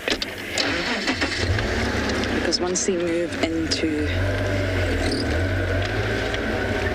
Gichigumi, I'm not entirely sure how to answer that. That's what a skeleton is for. Skeleton is to support your body, the weight, and all the organs. So naturally, an elephant's skeleton is huge because it is huge. So I'm not sure of any unique specializations other than the fact that in males, Davi's got his tom-tom approach on again today, okay. Look at this, there's two youngsters. I think this is the same herd we've been seeing with the two young ones. Yes, other than the male testicles are very, very far up inside. And I don't just mean on the underbelly, I mean they're really, really high up, close towards the spine. And that's a unique specialization, because otherwise it would probably be very difficult for a heavy animal like that to be mobile with such. It could also risk a lot of injury out here to those precious organs. But otherwise, the skeleton is huge to carry the body within itself. Oh, this is so lovely.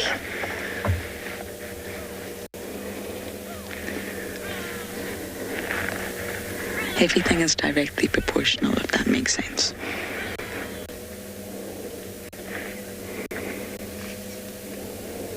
Like with a giraffe's elongated neck, for example, it's the exact same vertebra. It's just elongated. And it's not so much the skeleton, it's all the muscles in a giraffe is what holds a giraffe up. The nuchal ligament and that massive, massive muscle that sits on the giraffe's chest is what actually holds the skeleton up itself.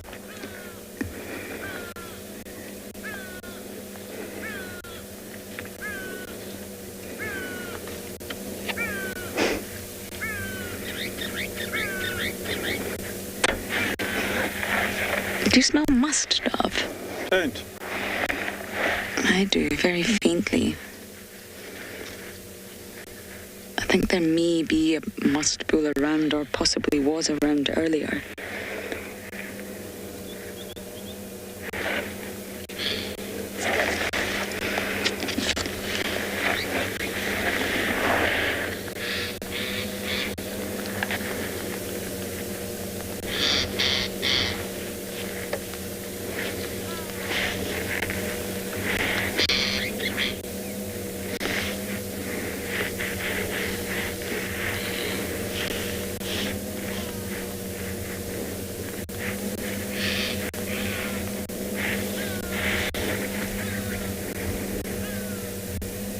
This one is actually having a little nap. See that?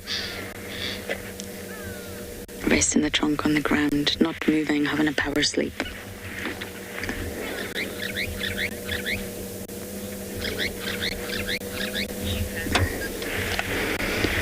Okay, we're maybe going to stay with these ellies just a tad longer, but I believe Marcus has also been lucky and found some elephants.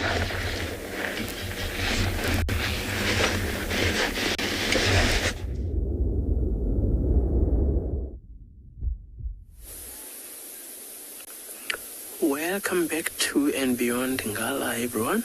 Look at what we have found. Quite nice to see Lawrence elephants with a bit of water or mud. We have found some ellis ourselves that have got no mud. As you can see, they're just feeding.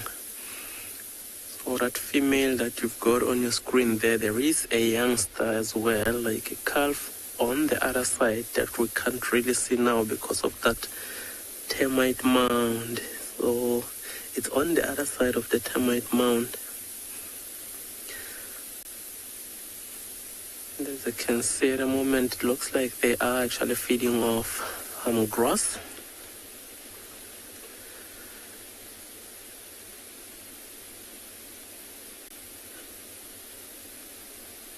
Much as these grasses might be dry now because we are actually on our dry season, but if you look at it, they are actually feeding on the grass that's on top of a termite mound, because that will be some nutritional grass on top of the termite mounds, or that grows on the termite mounds because of that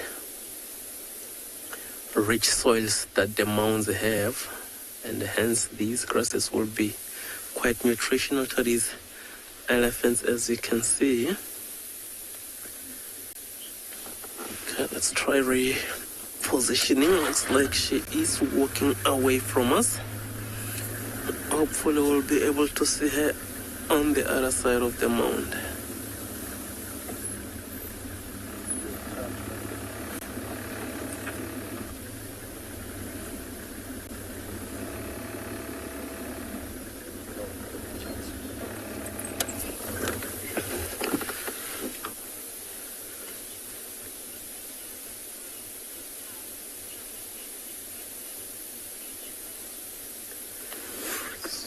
Beach girl, that's actually quite a beautiful question here. You would like to know whether or not if an elephant can break its tusks, it can get infected. So yes and no, beach girl. With these elephants, as you can see, it will depend on where actually the tusk breaks from. So if it can break from somewhere inside there, of course there is a good chance that it will get infected. But if maybe it can break on the tip, somewhere on the tip here, that you can see, of course there won't be any infections. However, depending on how the tusk broke actually, it might just be in pain because of the impact that caused that breaking. But other than that, infection is if it breaks from somewhere deep inside the flesh there. But of course, the ones that we have got here, luckily they've got their tusks intact, so no breakages at all. As you can see, she's just feeding there.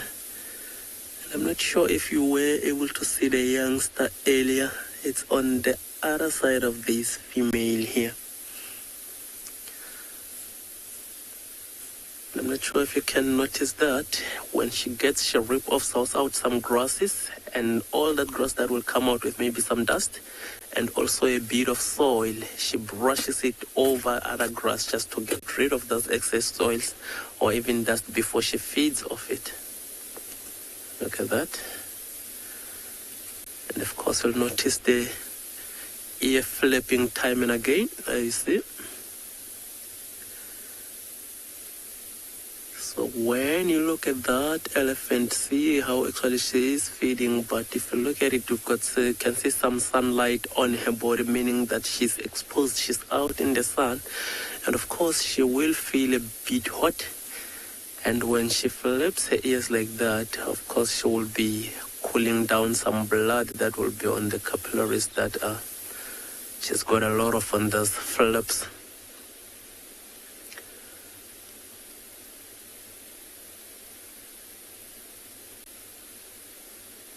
Looks like now she's just content on feeding off the grasses.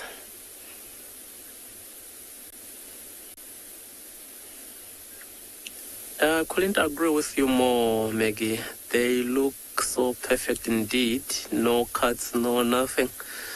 Looks like this female is actually looking after herself quite well, as you can see. Looked almost as if she heard that comment, hey. Look at that. Now she's sniffing the air with that trunk. Probably catching our scent there.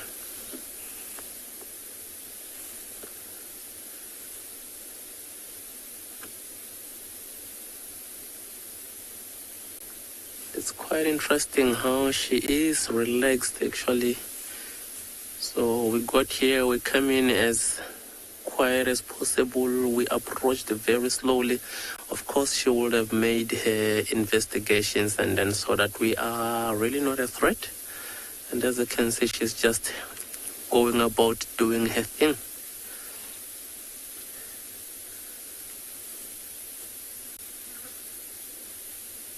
She's actually quite nice to see.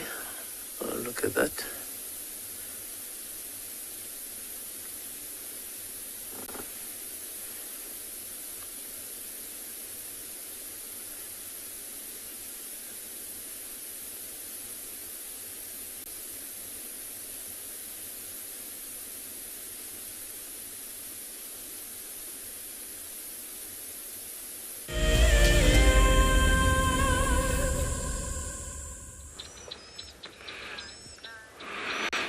We're sitting at Buffelshoek Dam and not much is happening here.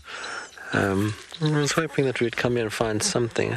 Hear the birds making a bit of a noise here. I wonder if maybe there's not a little snake or something moving about.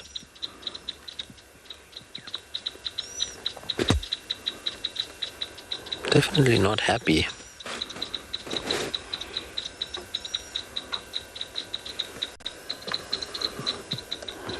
I don't know if you guys will be able to hear it.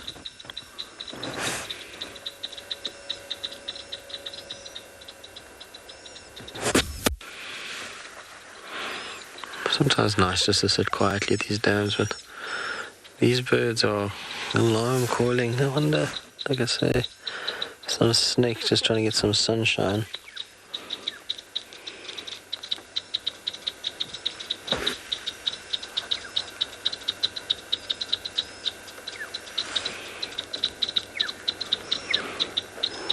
Little chin spot batises that are alarm calling.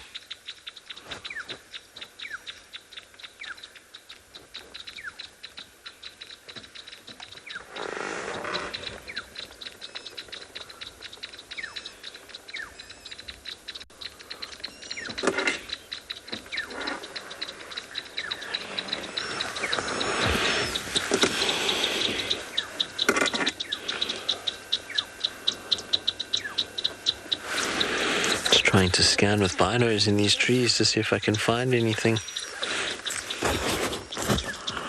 I mean, I can see the batises, but I can't see what it is that's triggering them.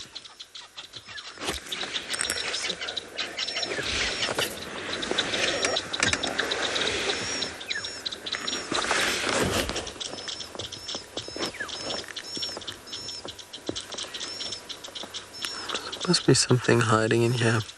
Alright, I'm going to keep scanning around, just try to see if maybe we can pick up a little snake in the branches of these bushes.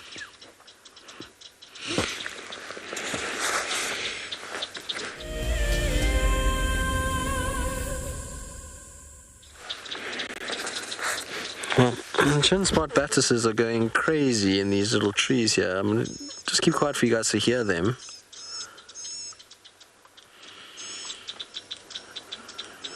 Problem is, it's so against the light. I'm struggling to actually see.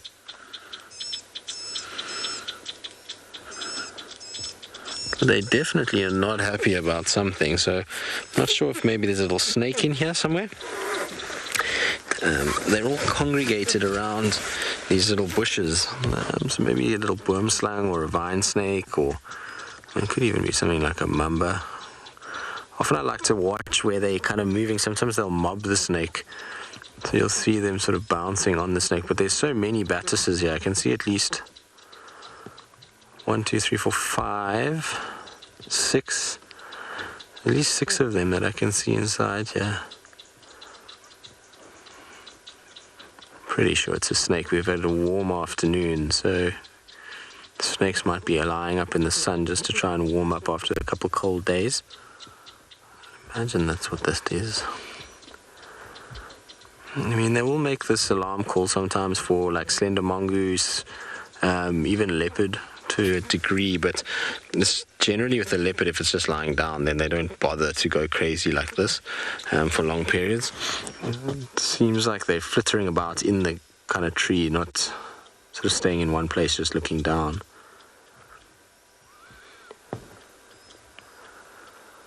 It's calmed down now. Maybe whatever it was has just slinked off into the grass and has moved off. Didn't want to be hounded. I mean, if it's a snake, you've got no chance of spotting it in a place like that. From this distance anyway, you'd have to kind of walk in that area and try and go and look carefully in the trees, and what you'd look for is like a little shine of the scales on the tree. Normally, like I said, at this time of the day, the snakes like to curl up just on the edge where there's a bit of sun, get themselves nice and warm again. Being cold-blooded, they need the sun's heat to warm them up.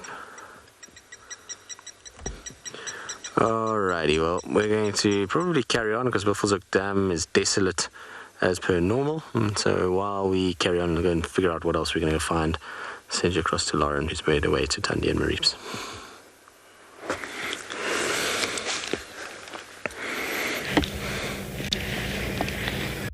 We're back on lock with Miss Tundi. She's watching something. I don't know if it's just Mareeps, but there are reports that the Talamatis are somewhere in this area. This morning they were said to only be 200 meters away, which is really not far. I don't know if they're still around. There's some tracks that cross out, but not all, so they think that some individuals are still around. Now, Tristan did come here, but sadly, I don't know what happened to the signal, but we're back on lock. I'm just wondering what she's looking at. She was standing up. Shall I roll forward a little bit, Bobby? No.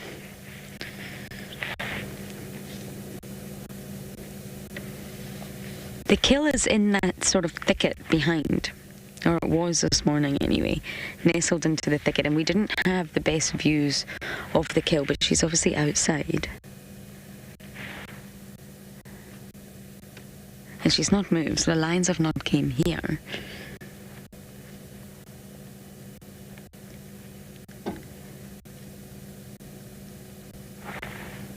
Kalama's also said to be in the area.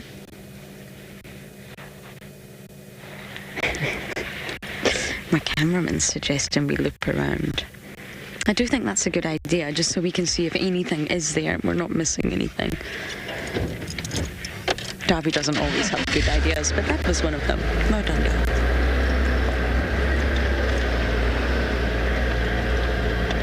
This is a termite mound where all the shenanigans happened last night.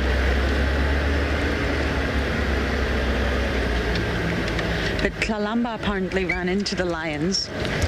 She very much saw the Talamatis and quickly ran off again.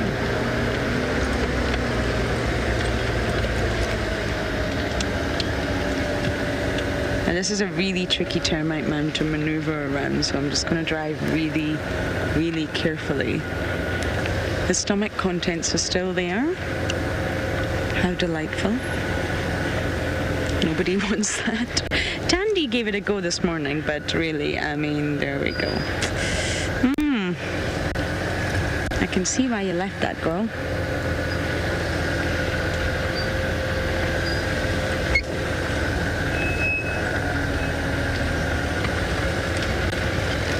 Okay, this also means that we're in the shade. Are you happy? Very happy. He's happy now, everybody. And it means we can see our face.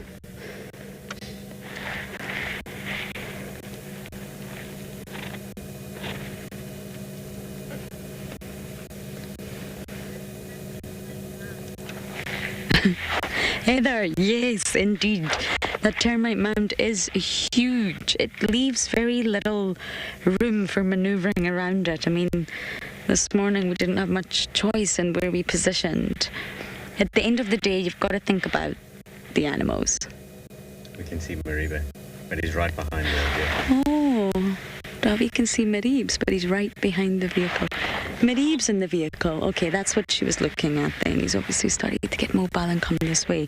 So we can't give you a view of him, but he's obviously walked up from the thicket that he was lying in. But yes, the termite mound, I mean, really at the end of the day, the sun, the shade, the shadows, everything, none of that matters. You've got to think about the animal, and it doesn't leave a lot of room because the termite mound is so huge. I'd like to climb on this termite mound one day. But naturally not right now. I don't think Tandy would be too impressed. Would you? No. I didn't think so.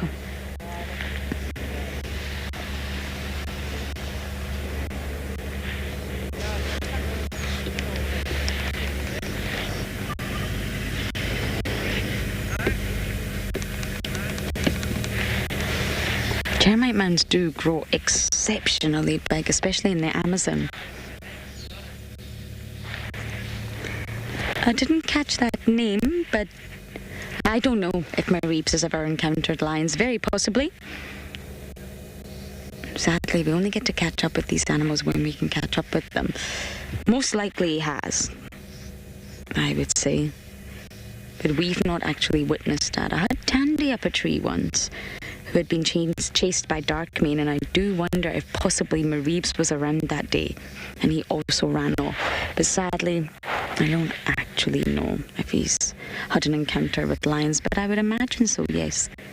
Lions and leopards live sympatrically for most of their geographic ranges. They have very similar sort of territory needs, although the territories differ vastly in size.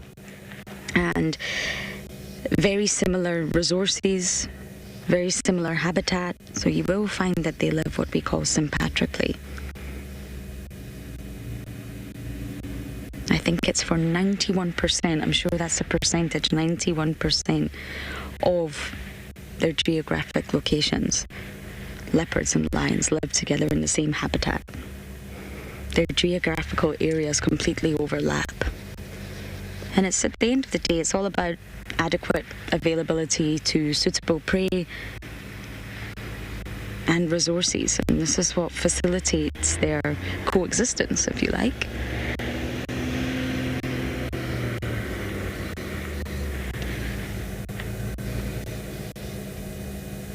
So I think, in answer to your question, he will have absolutely encountered lions. He needs to learn that lesson quick.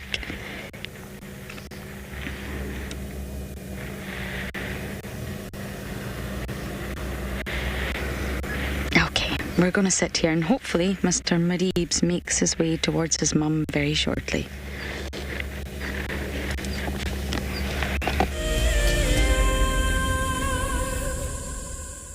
Hi, I'm Dee from the south coast of England.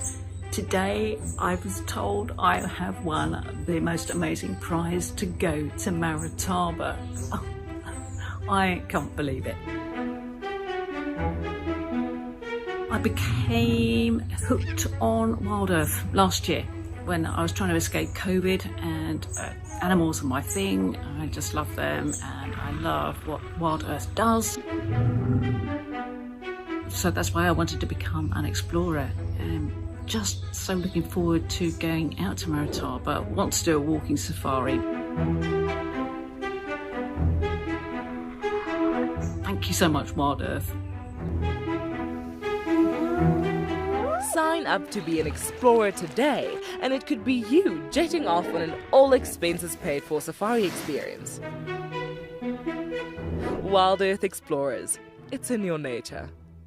Hello everyone, my name is Trishala and I am a naturalist and safari guide here in Djuma Game Reserve in the Sabi Sands in South Africa. I think that the information that we provide, and most importantly the questions that you ask, give both you and I a really good idea of what's going on. My friend Fernando here, he's a flat-necked chameleon and I love them. They're just these gems that you manage to find in the bush. Catch up with the guides daily here on WildEarth. Okay, there's another big male coming in from our left here. Another big male, look at this. This is the one. Now you're going to see sparks fly, guys.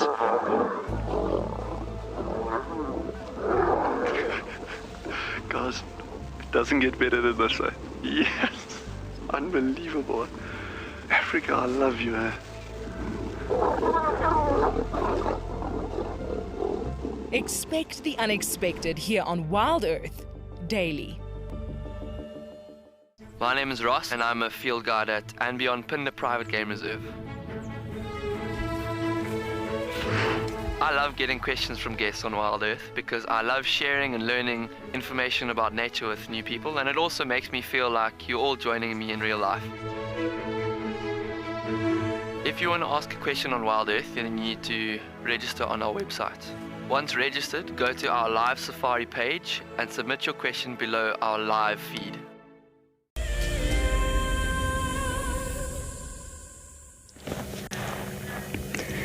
They're both snoozing. Mareebs is snoozing behind. Dandy's snoozing here. That carcass, as far as I can see, is still on the ground. I mean, I don't see it in a tree.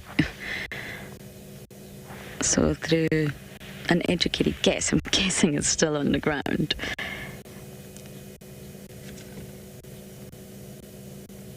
Which does look like a hyena could easily come. I'm honestly surprised that one hasn't already. They must be busy elsewhere. Very busy hyenas.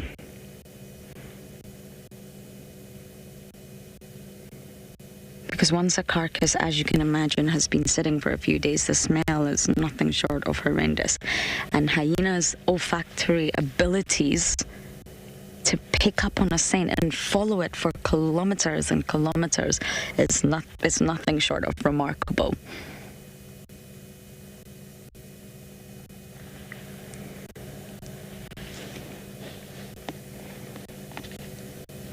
So I'm surprised it's not attracted. Well, it did attract Miss Kalamba last night, that's for sure.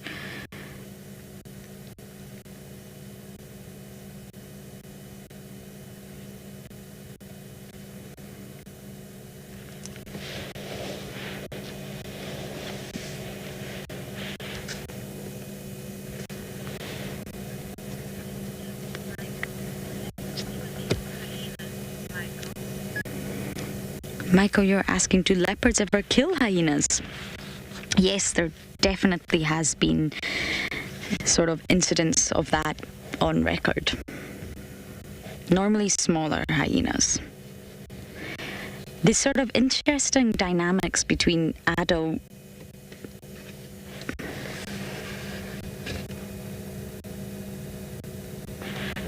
Was she just calling on him there? He's coming.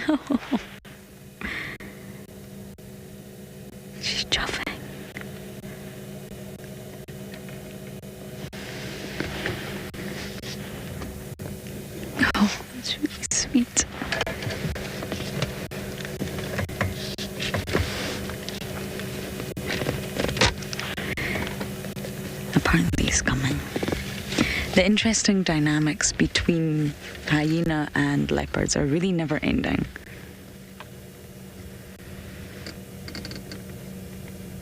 Oh, he's listening, but he's not. Okay, you're not entirely moving.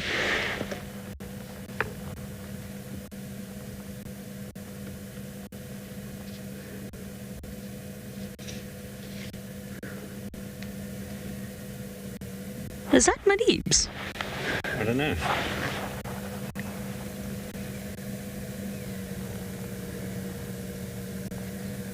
It's not. That's not Madeebs. Please clarify, everyone, that I'm not going crazy. That's Miss Tlalamba. Oh, okay, hyenas are here. They've just run in. Hyenas have just tasted. Look, they've got it.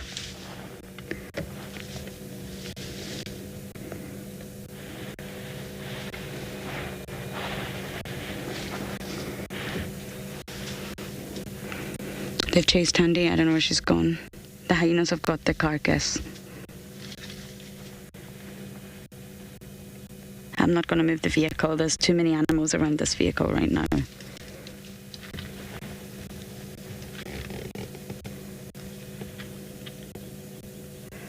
I can see Tandy. I can see spots. She's in there somewhere watching the kill.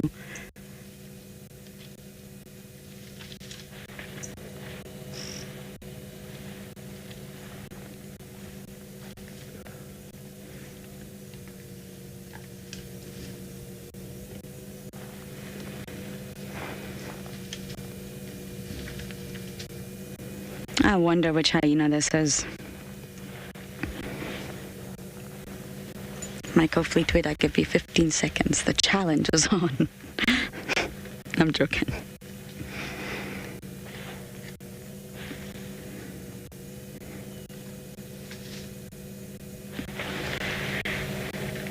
Is Tlalamba still behind Dove? Yep.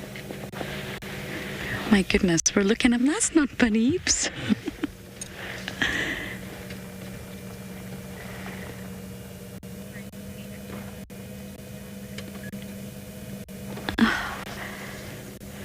Okay, I don't know where Madeebs is then.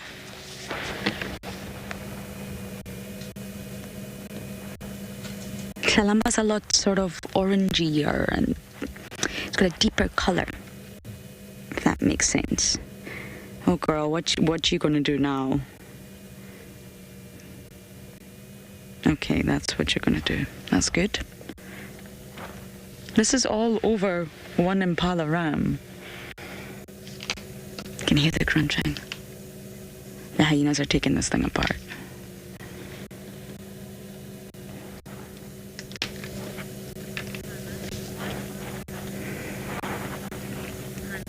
Hannah, it's not worth it. These leopards are not working together. They're also...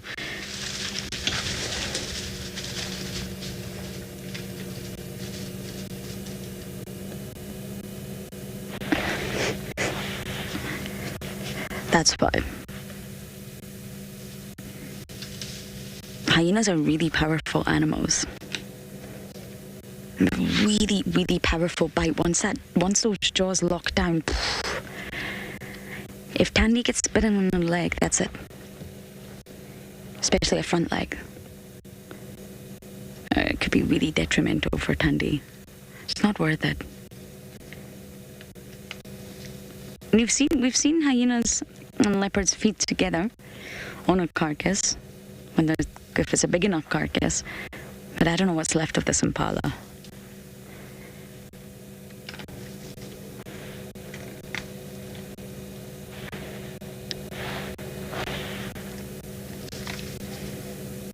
Tandy girl, you must have expected that.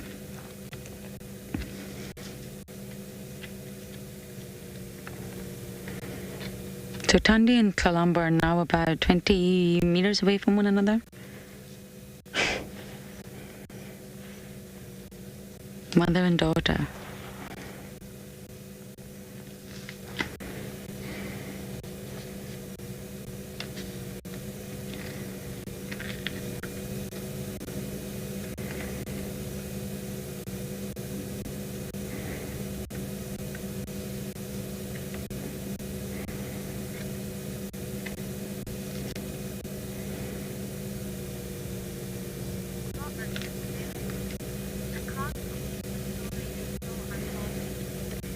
Leslie, I know.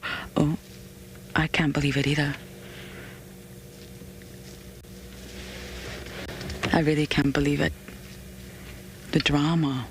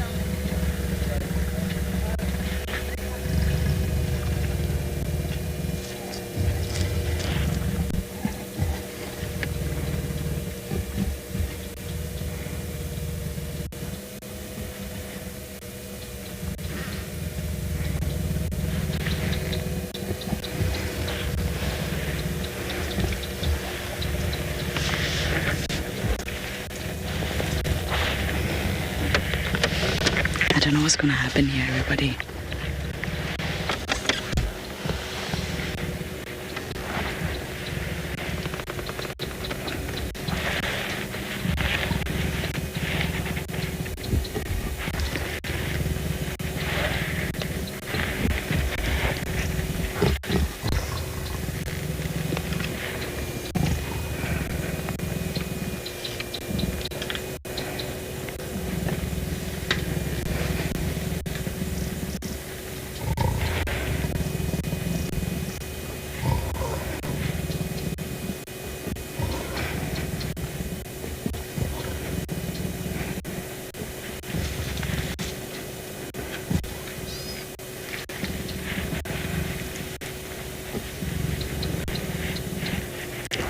Moving.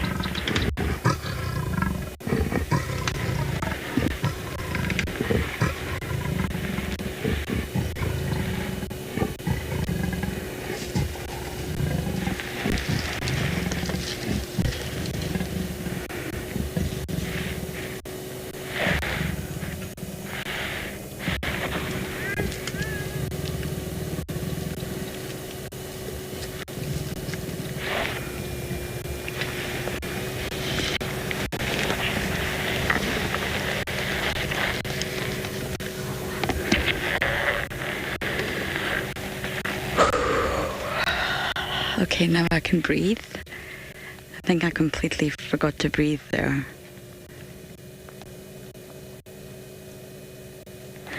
You see that they didn't come to physical contact. That's because they are related. She knows that's her mom. Having a standoff, yes, but physical contact, no. Tlalamba's going for the hyena, though.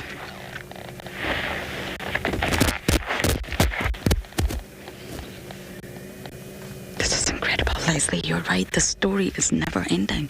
She's sneaking up on the hyena.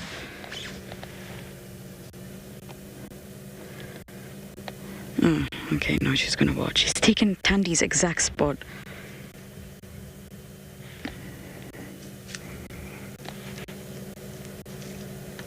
Tandy, you taught your offspring far too well, my girl.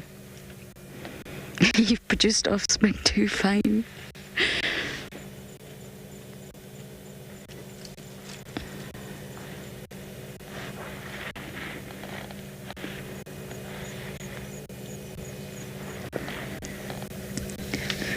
So now it's Tlalamba.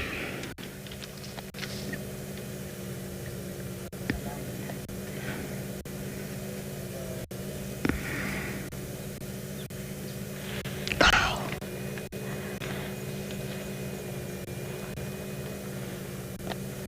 That was really special.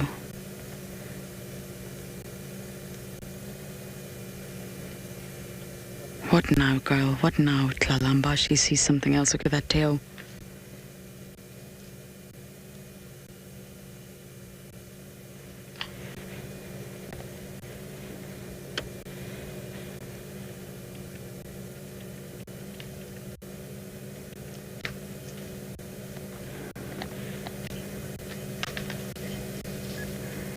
Many of you are saying this is so tense. I thought that was Marib's. It wasn't until I looked through the monitor that I realized, oh my goodness, it's Kalamba. We've got Tandy behind us and Kalamba in front. I'm not going to reposition the car, so the views might not be 10 out of 10, but there's far too many animals. I think Marib's is here somewhere.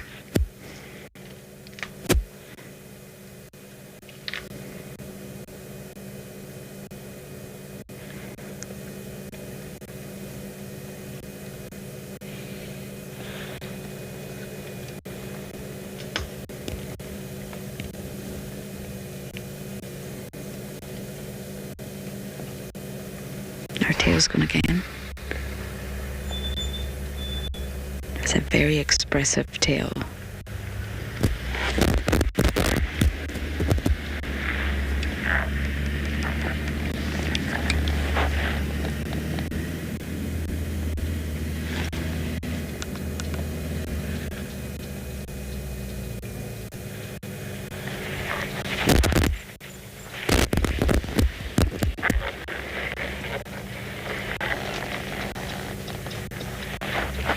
JC, I don't think so. Tandy was doing, from what I could gather, most of the growling. Most of that vocalization that I hoped you could hear. I stayed quiet because I really wanted you to hear it. That was mostly coming from Tandy. Kalamba pounced, but if you watch carefully, there was no physical contact. Was there, Davi? No. Davi's views were a lot more clearer than mine. They literally stopped before coming to physical contact, and that's because they're relatives. If you look at Kalamba and Shasha the other day, that was a completely different interaction on every level. I wouldn't say Tandy was being submissive. I think Kalamba just made the first pounds, and neither of them wanted to get physical.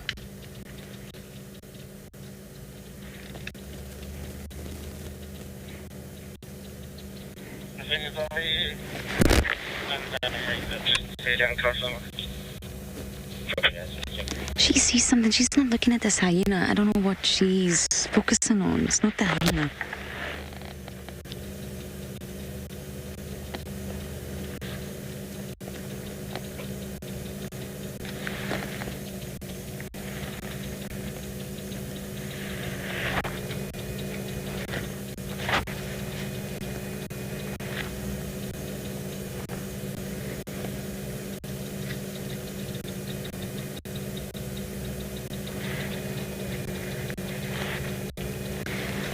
I'm gonna see if I can try and roll forward.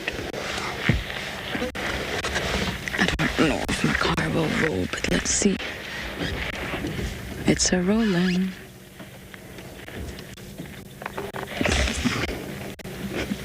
It didn't roll very far.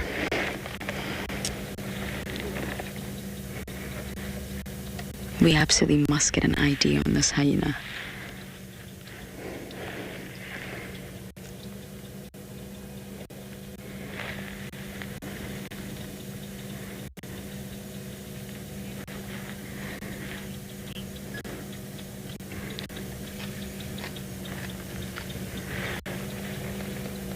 She's keeping an eye out for Mom. Poor Tandy, she's had such a tough time of it all.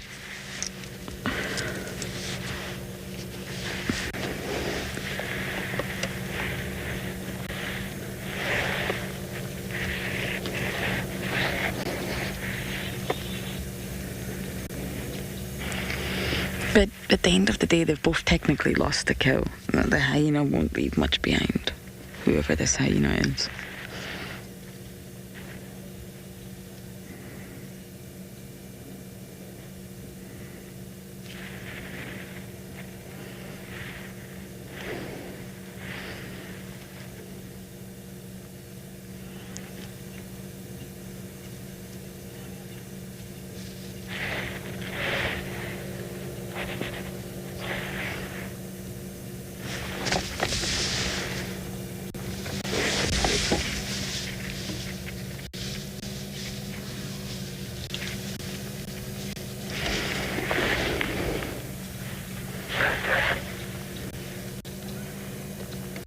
Kalamba pounced off onto something and then said Hyena chased Kalamba.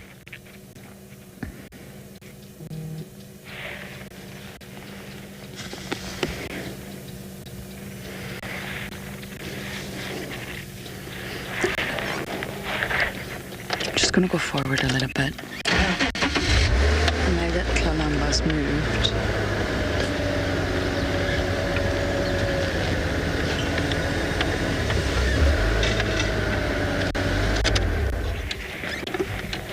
I have no idea what's going on down there.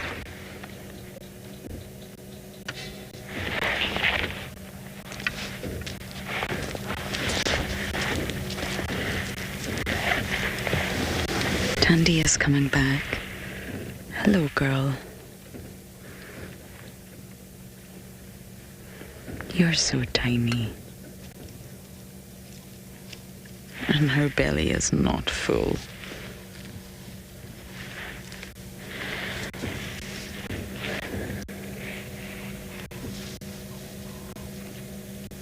I can see Kalamba skulking back towards the hyena. I don't know if you see her, Dove.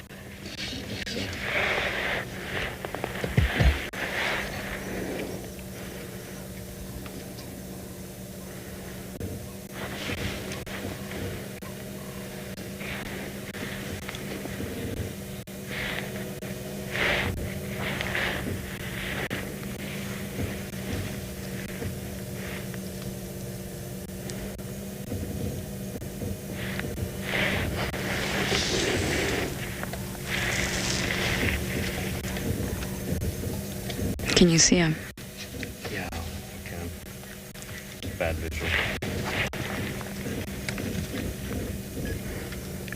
Justin, you're saying Tandy has had a tough, yes.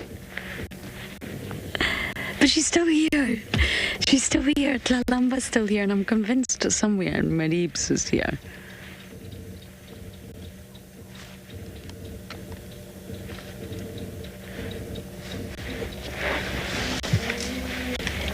Put my handbrake on. There we go. I'm sorry, Tandy. I don't want my car rolling.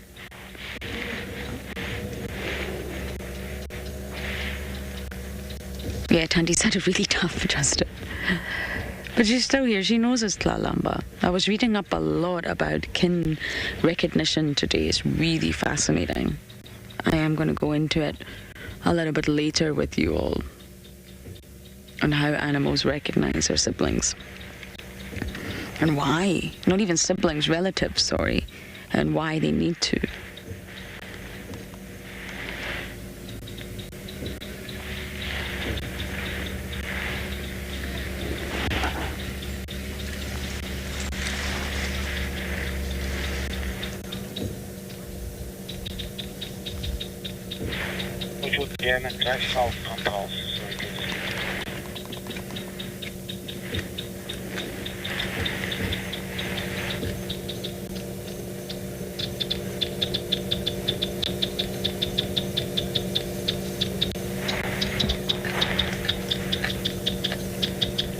Tlalamba's moving.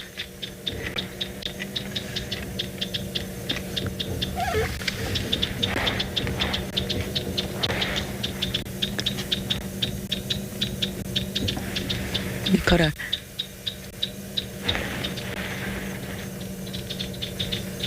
That's not Tlalamba. Is that Tlalamba or Maribs? That's Maribs. That's what she pounced on. She pounced after Maribs. There's too many leopards here.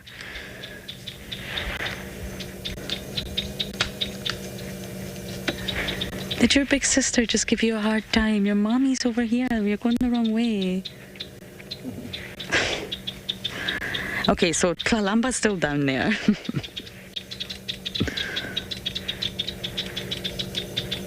No, I've got a spot. You've got a spot. Well done, Darby.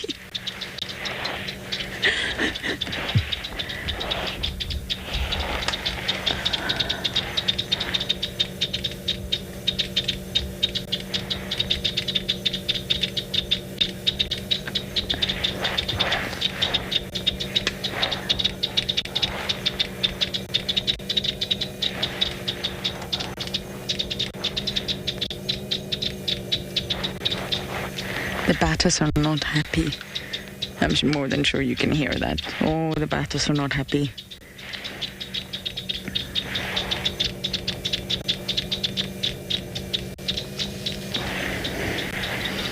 Nobody's actually very happy right now, Davi. Davi, are you happy? Tandi's not happy, Tlalamba's not happy, and Marib's is not happy. The only happy individual here is a hyena. Happy hyena.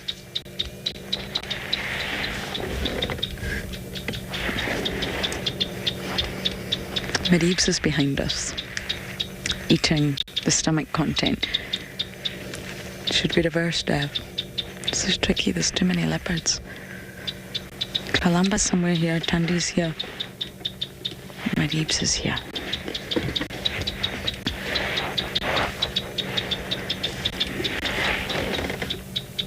Actually, I think I'm just going to stay put. I don't want to move the car, sorry.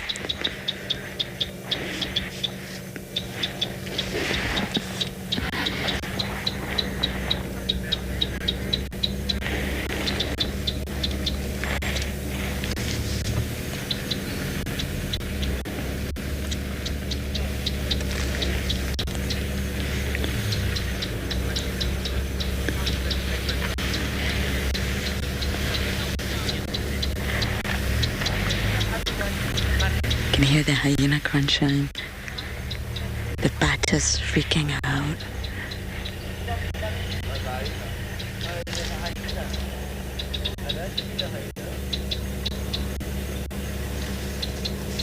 What fascinating interactions.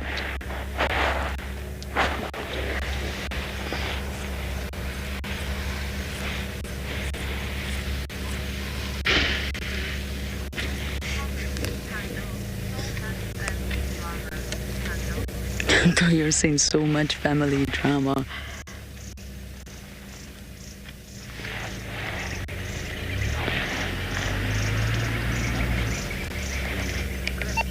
Sorry, I might need to get on this radio. We've been down for quite some time. Watch your hat.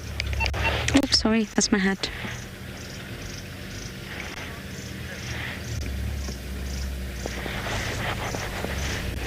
Okay, don't need to go on the radio. Sign language is the key.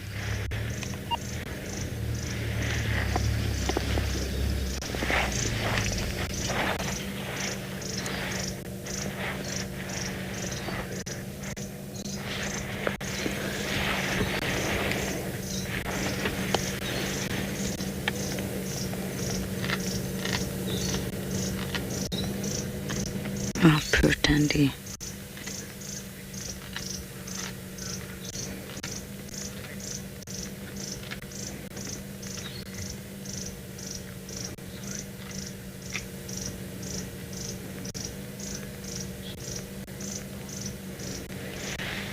I've got absolutely no visual of Kalamba now. There is actually a small chance that she could have dashed off. She could be here. I saw her pounce, and next minute I saw Marie's. It's very confusing. I'm hoping that the drama has settled down here now. But if it does pick back up with pick back up here, you'll be right back with us.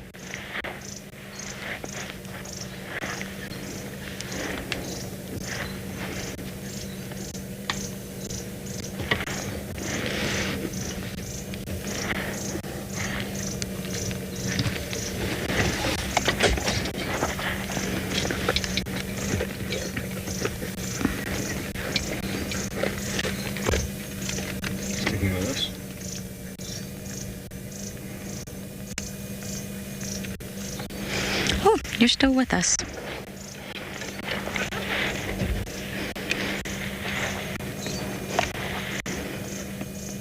I don't actually know where to look. I don't really want to move the car too much because it doesn't give Marib's much space.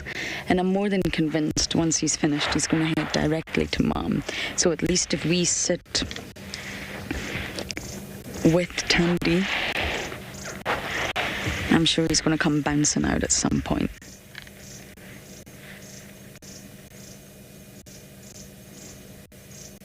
The hyena's still feasting away. We don't have a great visual, but when we do, we're going to try and get an ID. Michael, did you complete the challenge?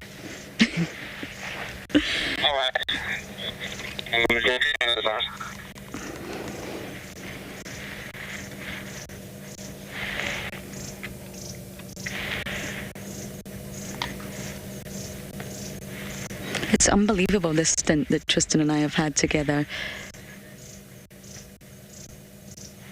Really unbelievable. From Tristan having Maribs and Themba, who are also related. What is that relation?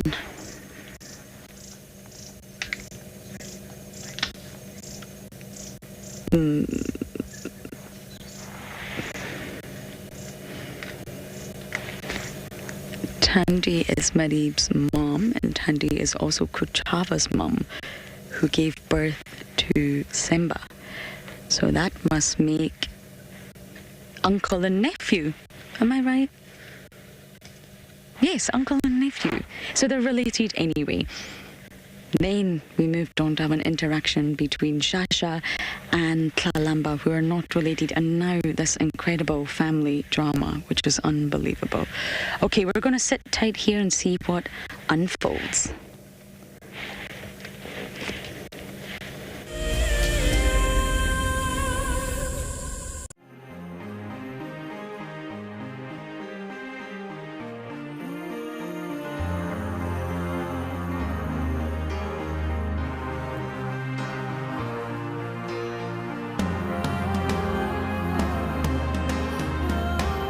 Suspended above Kenya's Masai Mara is a breathtaking lodge where unrivaled service goes hand in hand with extraordinary wildlife sightings.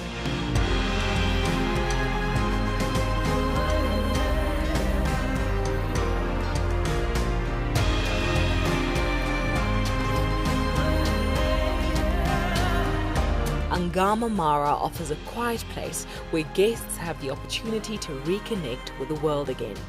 Sign up to be a WildEarth explorer before the end of July, and you and a friend could win a 3-night stay at this award-winning lodge. WildEarth Explorers, it's in your nature. As one of the industry's best and Fagasa Indoors training institutes, NJ Moorfield Guide College produces professional guides of exceptional caliber and gives students from around the world an incredible experience. NJ Moore offers courses to suit all types of interests.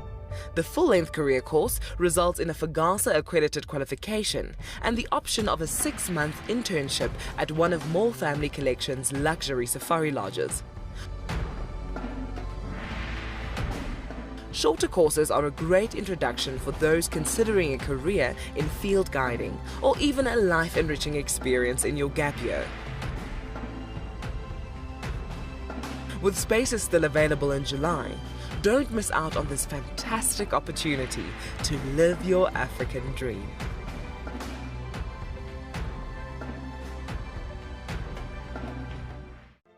I've seen something I've never seen here before. Look at these cubs.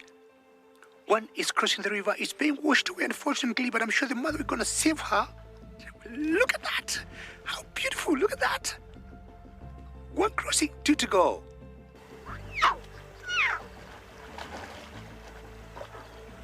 How cool is this? Expect the unexpected here on WildEarth daily.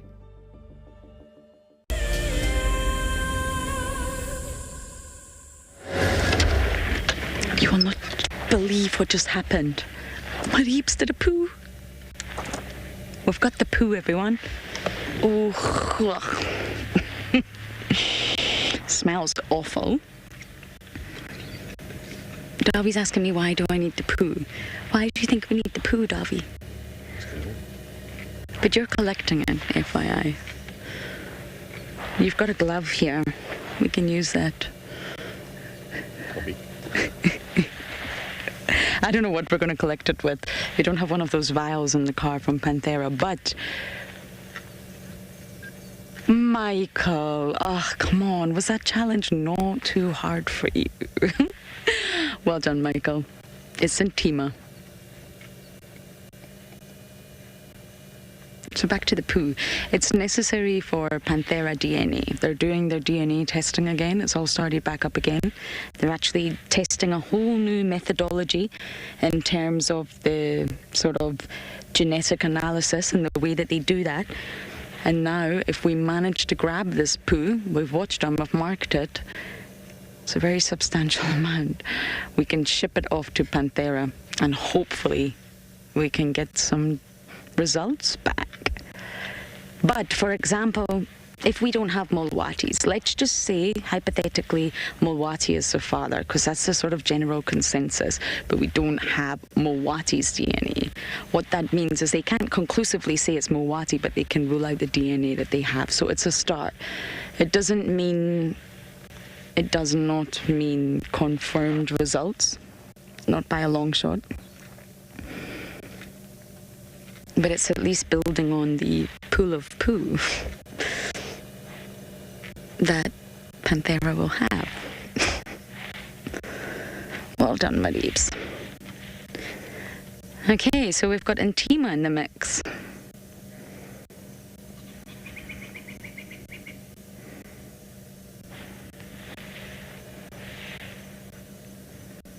I just don't know what's going to happen when Intima's finished and she just rolls out of there.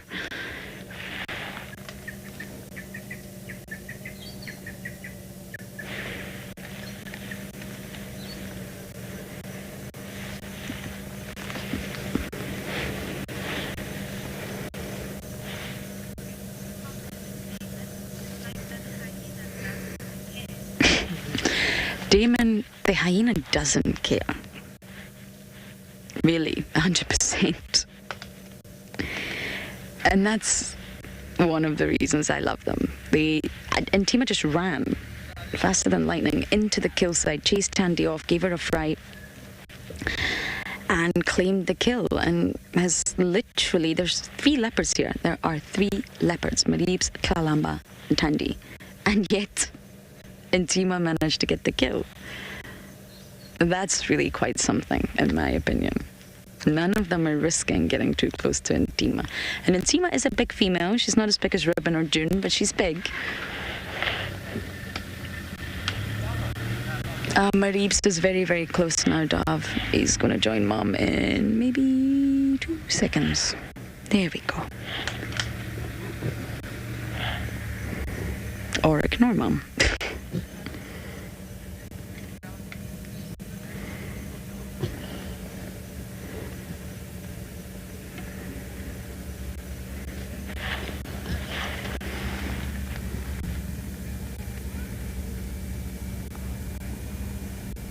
Okay. All we need is Kalamba to come in line next to them. Okay, obviously we're definitely not going anywhere. We're going to make a plan to catch this poo, and we're going to send you guys over to Tristan.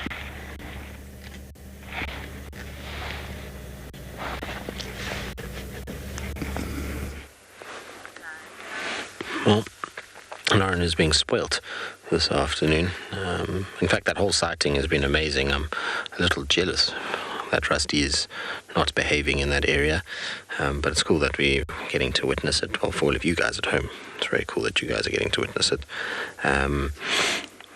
Anyway, we're still sitting with dwarf mongoose that pop their heads up every now and then to see what we're doing over the top of this mound with this beautiful sunset in the background. It's a little harsh still. It would be nice if the light just dropped slightly. But every now and then they just pop their heads up to see what we're doing, and then they go back down again. I've been enjoying their little movements.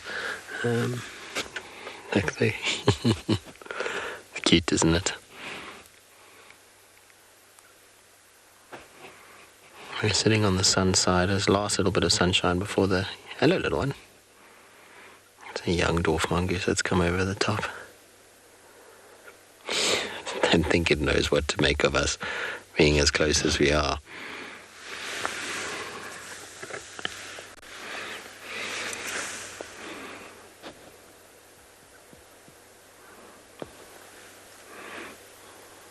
I can hear others calling not far from here. I wonder if it's just nervous to come down and run across See, there's one in front here, BK, on the log.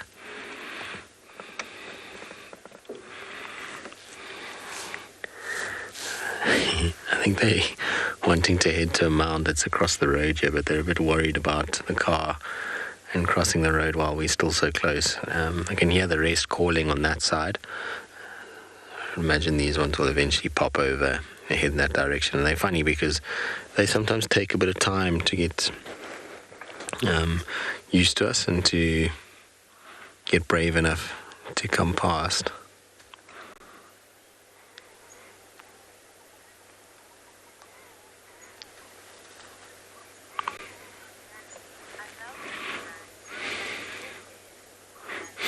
Nancy, they are like little bears, aren't they? I think most of us enjoy them. It's like a little miniature bear that runs around and kills stuff and does its thing. They're very, very cool. And, in winter you get such good sightings of them because, one, is the grass is shorter, but two, because of how cold it is, they like to come out and sun themselves. So you typically get much better views of them when they are sunning themselves. I'm going to just roll forward here and see if we can get another view, because all the ones that are on this mound have come off.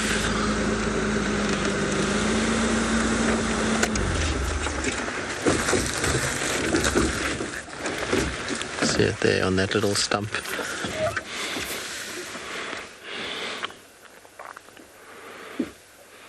Always look like they're up to no good, these guys.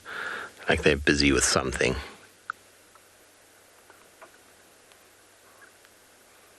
They generally are too, actually. You hear it squeaking. I'm going to keep quiet so you can hear it.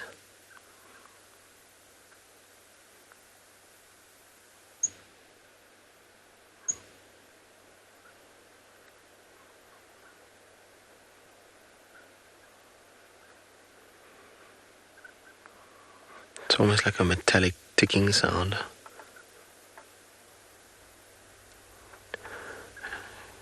Gone quiet now. There we go.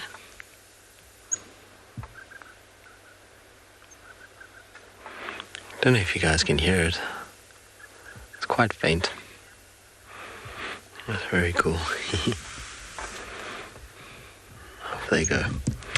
Alright, I think let's leave them to themselves and let them carry on with their day. I don't want to disrupt them too much. Seems like they've had a long day and it's starting to get dark, so we want them to find each other and get into their little safety points before the darkness descends. So we'll let them carry on and do just that.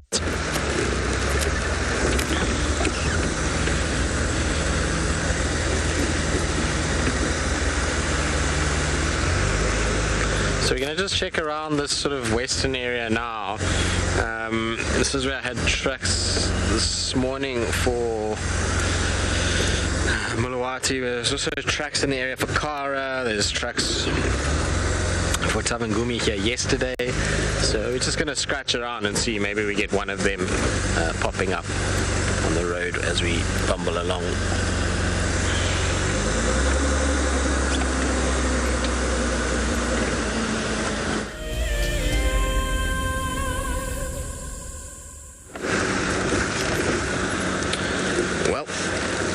Let's see what we can get. Okay, so no one's walked here since I drove here this morning. Undoubtedly, that's because everyone was to the south, following up on Kalamba and Co. I don't think that they would have come this way because literally it's just me that's been driving up this side. This morning I was on my own the whole morning in this part of the world. This afternoon there's only one other vehicle that's up this side. Everybody else is in the eastern side and looking for the lions and the leopards that side. I like it sometimes. I like it when I bumble and there's no one around. It's always nicer because if you find tracks, then it's much more fun to follow. You know that you're not going to have a road where somebody's going to driven over them or any sort of issue. So So I always enjoy just a nice kind of slow bumble through these areas. And if you find something, you find something. If you don't, you don't. That's the way life goes. You know, like I was saying just now, we've been so spoiled of late that sometimes quiet drives are a good thing. And this morning I actually had a really nice sighting of those ellies. I really enjoyed that ellie sighting. They were so relaxed this morning. It's good. Ooh, it's getting cold now. Temperature as that sun drops behind the horizon, it just gets freezing very, very quickly. So I'm definitely going to be putting my jacket on ASAP, so that as I don't catch cold. I don't want to be catching any colds while we're out here. There's enough of that nonsense going around at the moment, so try and make sure that we stay nice and warm and don't get ill.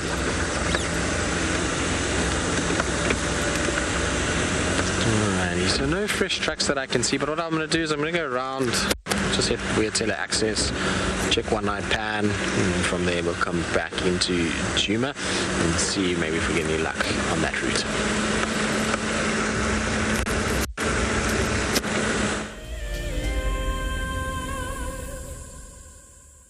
I don't have it. Now, I just had a little look back at the video of the interaction.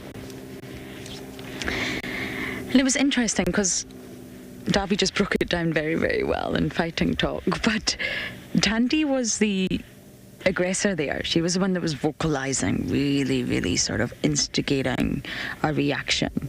Kalamba was sort of preparing herself. But when Kalamba launched, almost initiating a physical encounter, but not, Tandy did go a bit submissive. You're right. Kalamba's bigger than Tandy, and I hope you all got to see her. I hope you all got a size comparison there. 100% Kalamba's bigger. So it wasn't until Kalamba got above Tandy that she started to act slightly more submissive. She was still holding her ground. She was still snarling, showing the teeth, but possibly got a little bit more submissive once Kalamba stood over her. And we're still the only vehicle in the sighting. I can't believe it.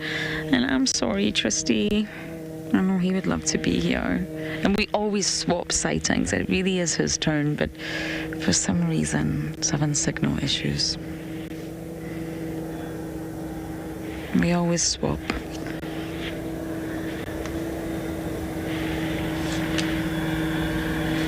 It's all very much calmed down now.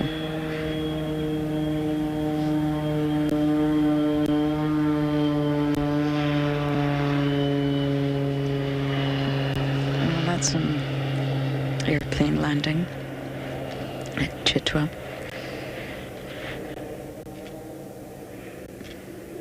Many of you have asked us, what's the reaction of animals to airplanes? Well, there you go. Very little when it comes to leopards.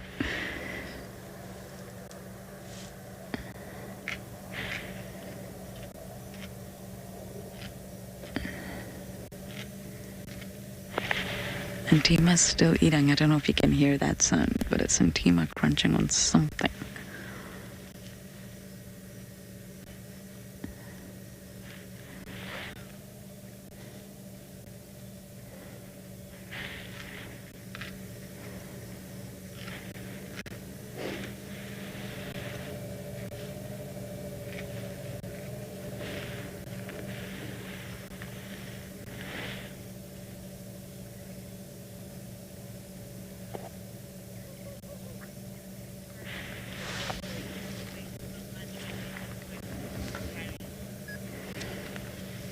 Harry, it's a sort of physiological response. So they do start panting really, really heavily. That's a reaction when they see another leopard. Just like, it's very similar to domestic dogs as well. And by this excessive panting, it just naturally induces saliva to come. It would be the same as humans if we started panting excessively. Your mouth would get extremely moist and filled with more saliva, and naturally the saliva just sort of drops from them and they really start salivating. So it's not actually, it's a secondary reaction, if that makes sense. The primary response is the excessive panting, and you can see that in their body immediately. And panting is just a respiratory response that's over-exaggerated because it's rapid. And that brings on the excessive saliva, which starts to drop from their mouth. And it's a great sign when you're looking at a leopard that there's another leopard nearby. If there was a lion, they would just run. Hyena, run. Wild dog, jump up a tree. But if it's another leopard, it induces a completely different response.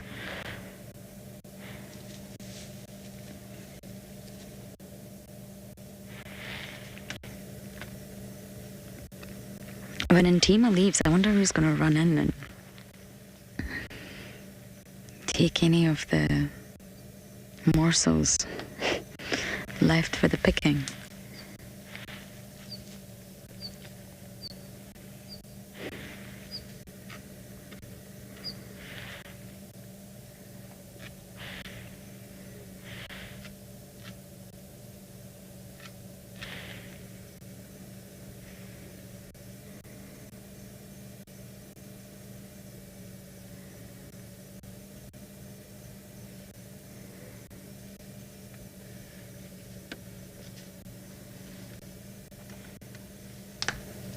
Look at this pair. It's like they're watching a movie together.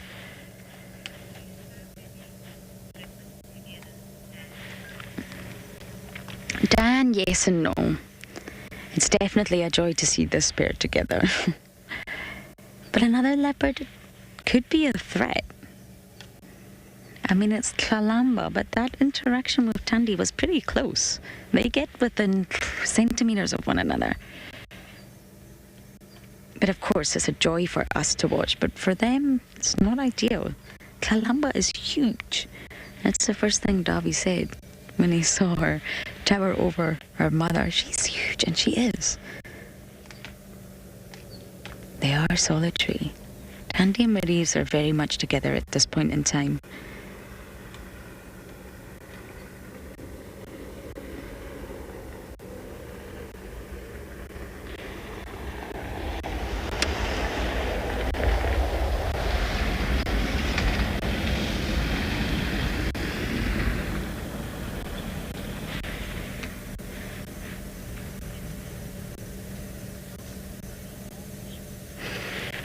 Okay, of course we're going to sit tight here with the only vehicle here, and we're going to send you over to Marcus, who's on his own mission.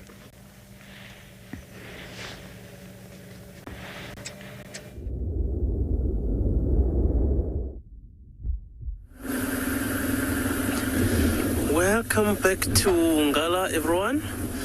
So we are now somewhere central and eastern side of our property. So we're hoping that maybe we'll catch on with the Ngala lip, so the Ngala female leopard and her youngsters.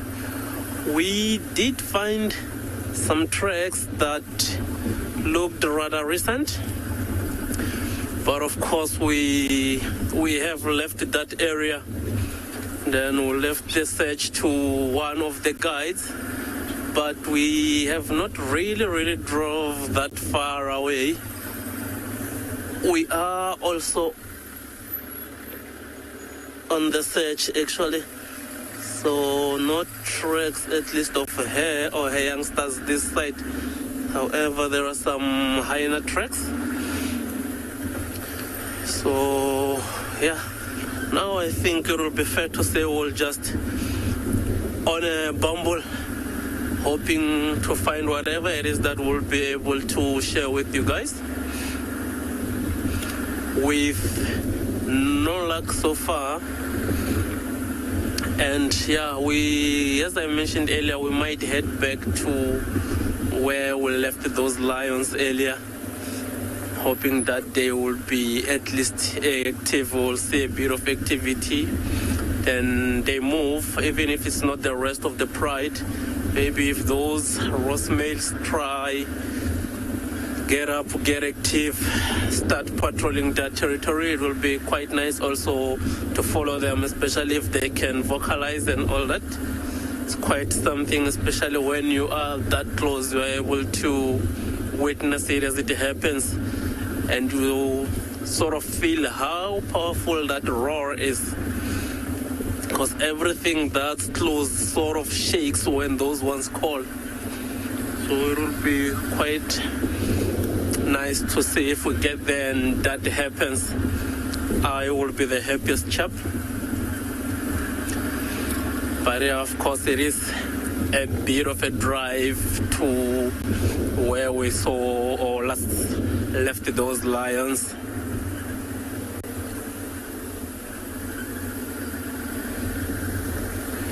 So that's quite a good one, Grace. I think these lions, they will patrol their territory for as long as they need to. Like, their objective is to know what's happening in their territory.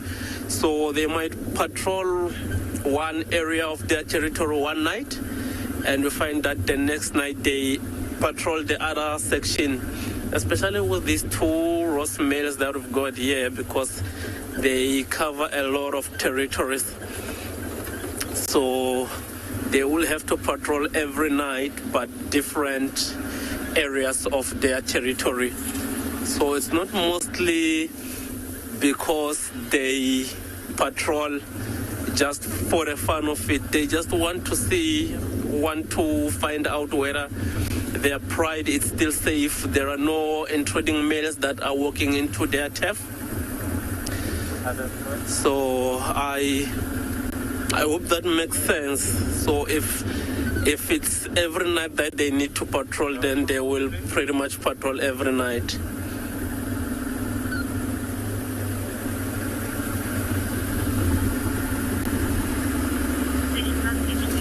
Alfred Dam, started in position where it's standing control.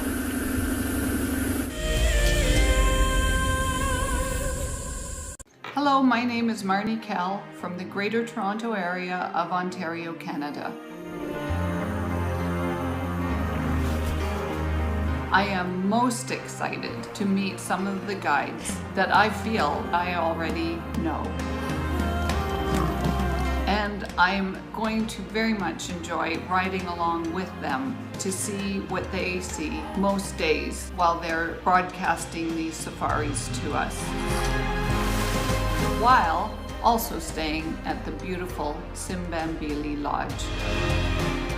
WildEarth has brought so much to my life, and I am thrilled and grateful to have this opportunity. Thank you. Sign up to be an explorer today, and it could be you jetting off on an all-expenses-paid-for safari experience. WildEarth Explorers, it's in your nature.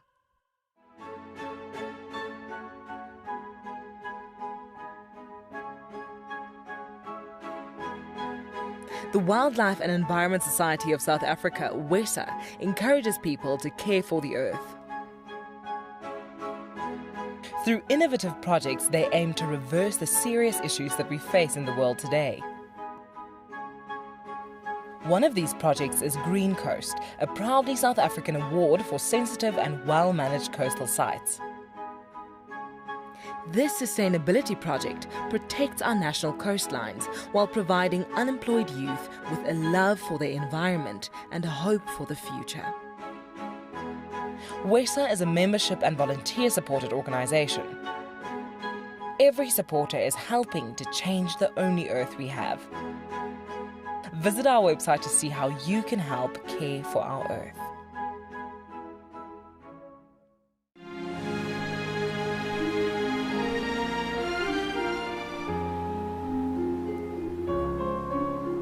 You are cheeky. That was a brave decision. Amber Eyes is... Oh. That is so magic. That was absolutely wonderful. Amber Eyes just gave that cub an enormous hug. Expect the unexpected here on WildEarth daily.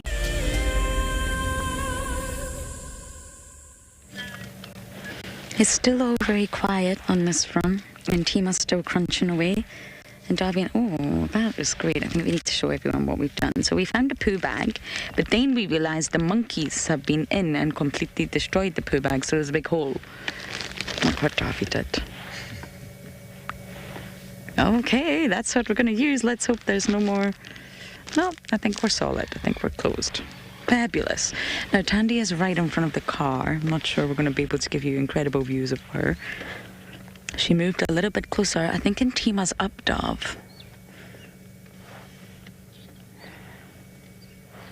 Yeah, there we go. There cannot be anything left of that.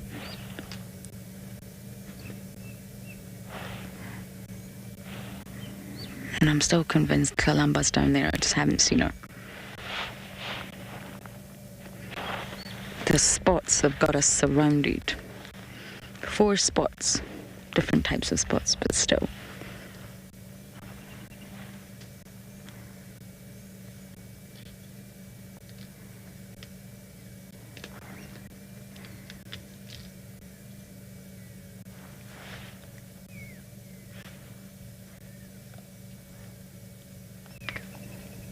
I really wonder what they're waiting for, and Tima's gonna leave nothing.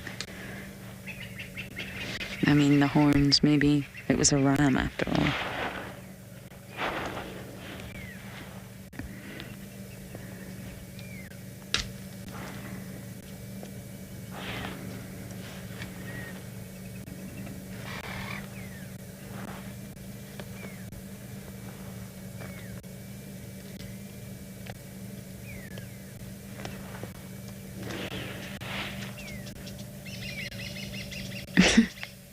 Look at Mudeeb's stuff. Look how he's lounging.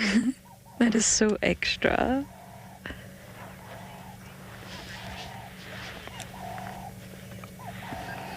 Leo, I don't know. Hoping for some scraps.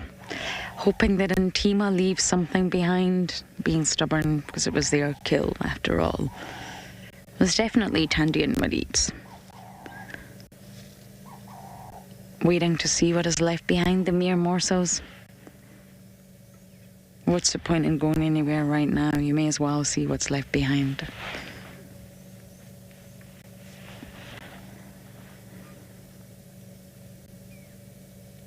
I'm surprised Tima's still going. I really thought she would have been done by now. That just shows you the upper hand hyenas really have. 3 leopards, 1 hyena.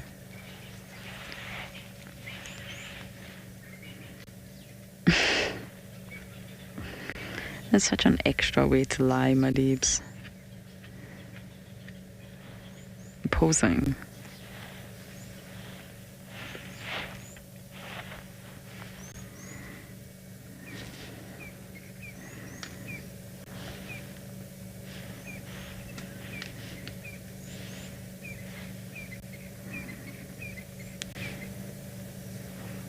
Lions and hyenas come to physical blows often.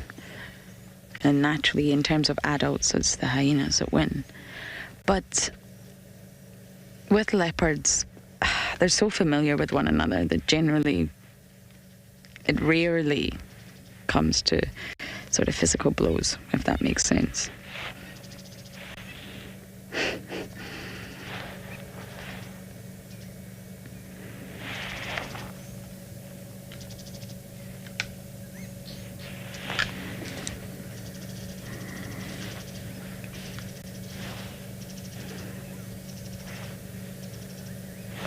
You see that white sand behind Mudeebs? That's going to remain. That's how close they are to the boundary line.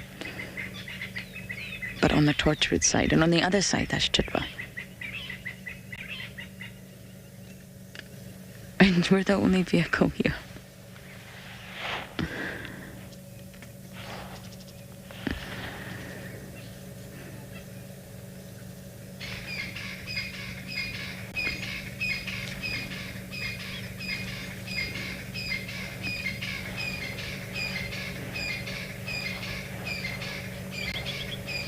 Franklin's singing a nice tune there. What's up, Franklin?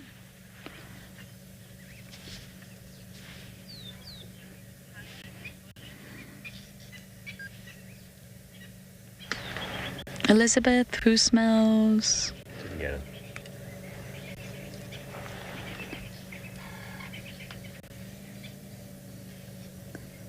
I'm guessing you're asking good or bad. I can't hear. Gwen, you're blowing really hard into the radio. I don't get any smell at all from leopards. Really, their scat, yes, absolutely, yes. That's terrible.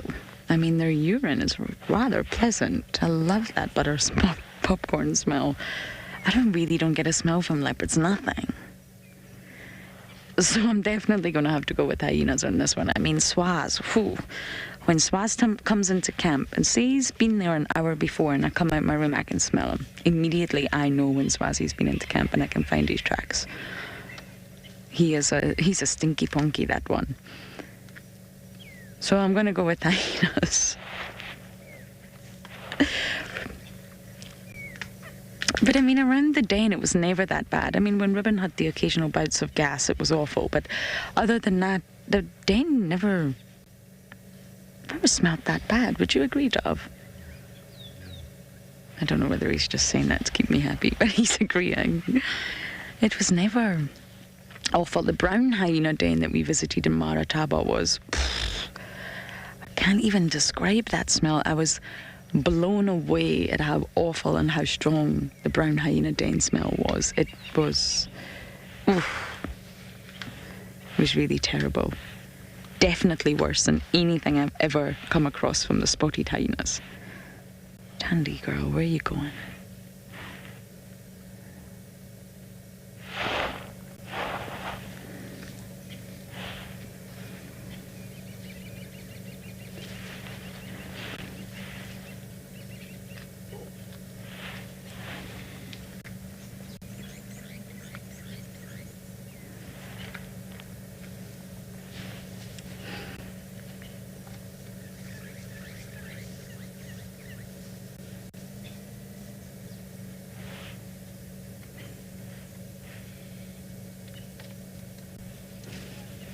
I think she's contemplating sneaking up on Antima here.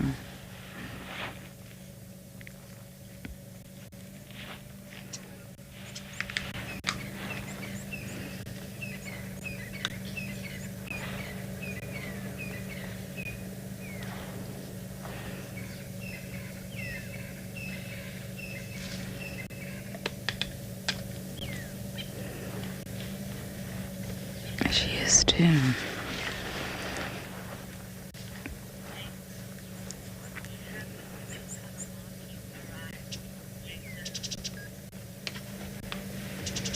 Jason, I honestly don't know where the Telematis are right now. I just want to say that. Everyone would just flee. Everyone, including Antima. They would flee.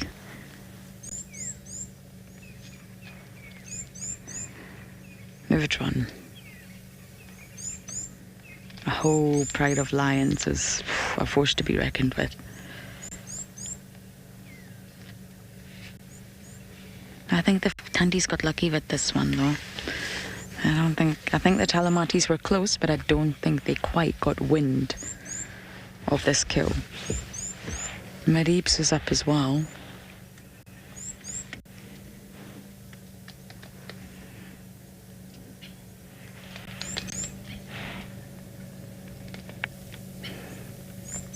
He wants to know where Mom's going.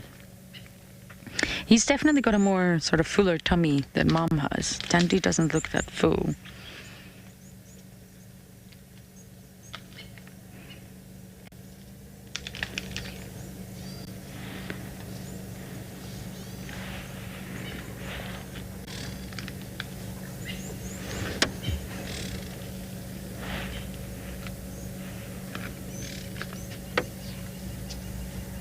He's taken the exact same little pathway that Dundee went.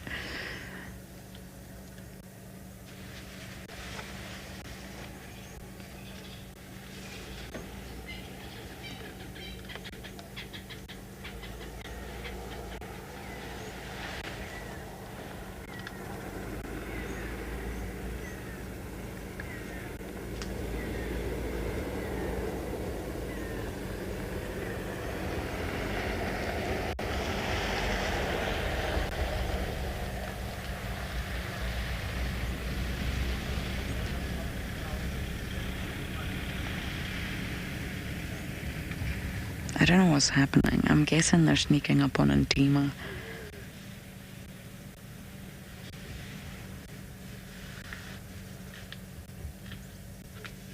Or they're just going round to watch her.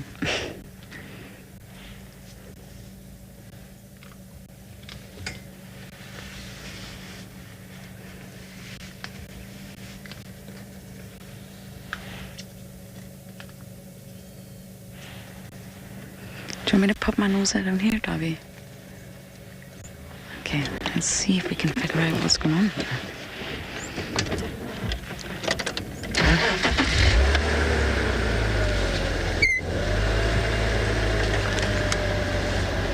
We've lost a lot of light. It's going to be a little bit tricky to keep an eye on everybody.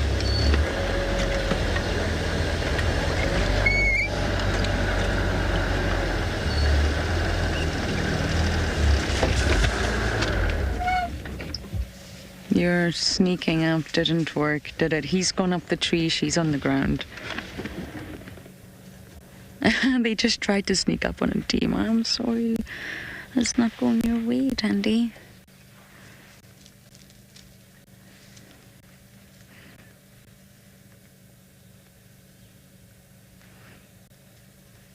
Maneeb's went up the tree.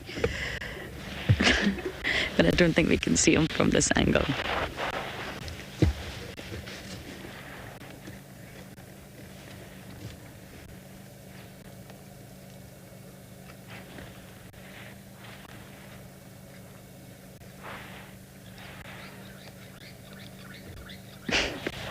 There was a mother-son sneak attack on a hyena that obviously didn't work.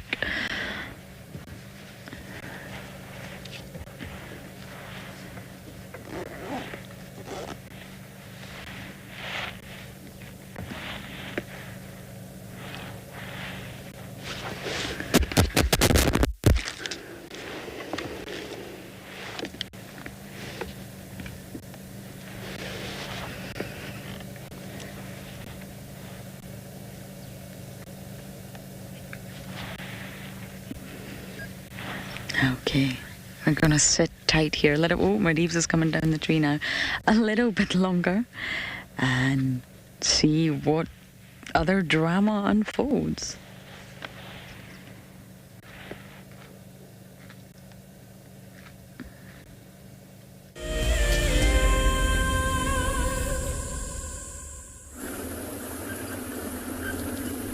All right, welcome back. And yeah, we are now heading towards the direction of the dry riverbed, the Timbawati riverbed, for those who might be familiar with it. And of course, we had updates earlier of some lion tracks around that area. So there was another guide who was busy following up on the lions. And so we thought of, let's head to that direction. Maybe we give him a hand so that we'll be able to cover ground in the less amount of time that he will do when he's all alone. And then, like I mentioned, it's cold now. It is dark in a way. So these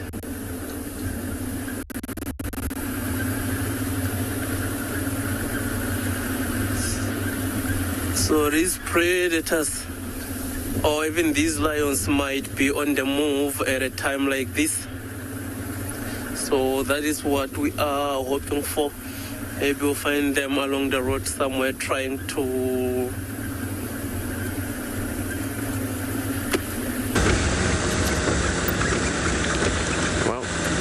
we are still bumbling, not much to show. We just sat and chatted to one of the guides from Arethusa, and it's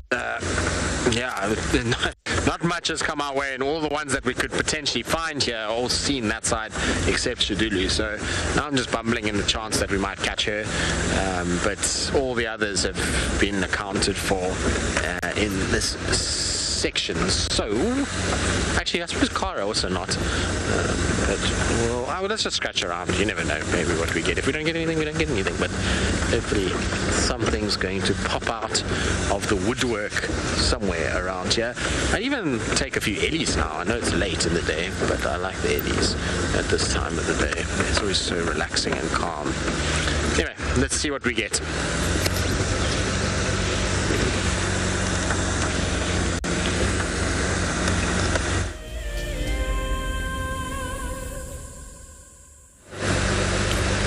Well, we are slowly heading back into Djuma. We just did the boundary on the western side.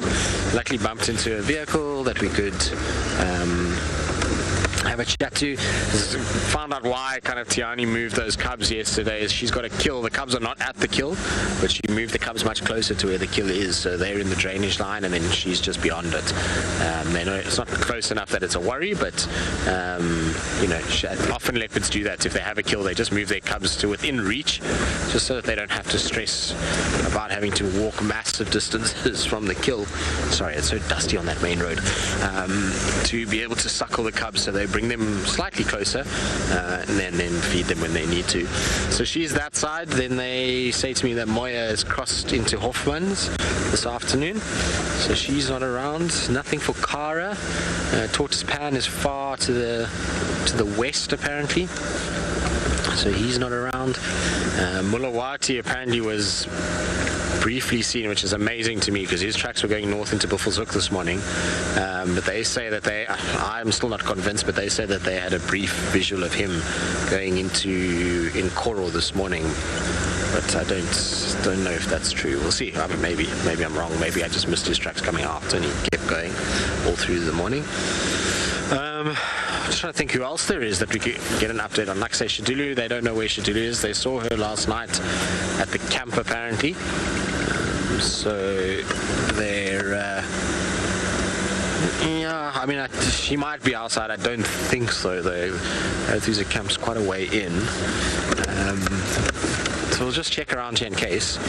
But that's pretty much accounts for most of the cats that we can see. A good bit of news is that they actually had dogs now in Buffelshoek, not far from where we were, but they crossed back into Manyeleti, but it sounded like 6 dogs, which is interesting. I don't know who they are or what pack they're from. It might be even 2 of those ones that we saw the other day might be a part of that pack. Anyway, we're going to carry on. Let's keep bumbling. Let's see what we find. In the meantime, let's hinge across to Marcus and see how he's going.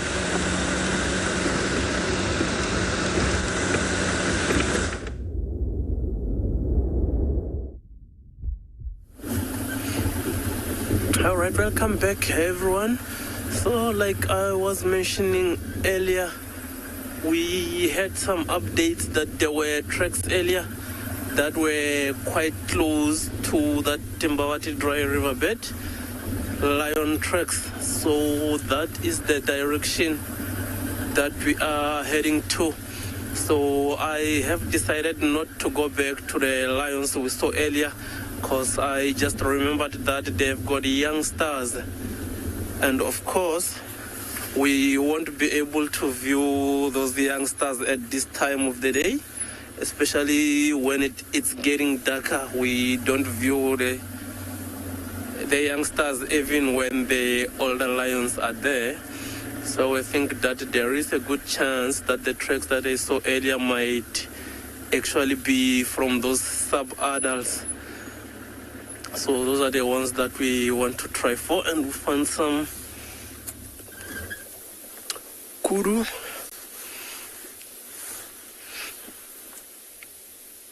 As you can see, there she is, and having her ears cupped forward like that, as you can see, and she is actually out in the open.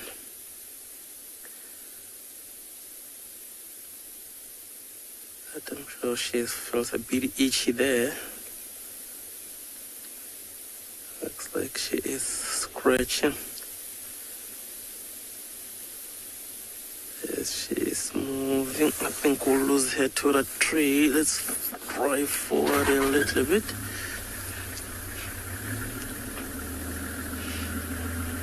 It's quite a few of them here. Hey?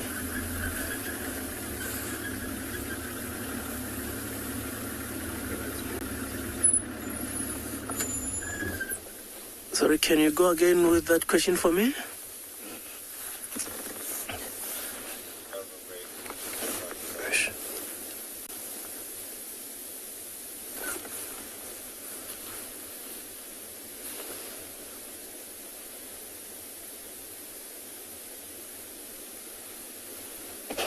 So if I heard that correctly, Oliver wants to know if the antelopes control when the card comes up. So yeah, with that question, Oliver, that's actually quite a great question. So these antelopes will be feeding most of the time, and as ruminants, they will try and take as much as they can at a given time. And then there will come a time when they will stop with the feeding. So that's when they will be busy with the chewing of the cud, which makes me think, yes, of course, they do control when the cud is coming up. Because when you see them chewing the cud, at that time they won't be feeding. You'll find them maybe standing under a tree or in some shade, mostly because they will do that during the day, even though they can also do that at night.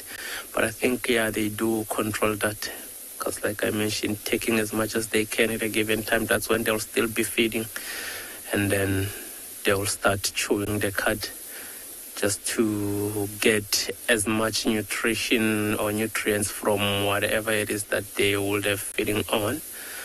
There's you see those kurus there standing back to back, and all those are females. Of course, as you can see, they don't really have any horns.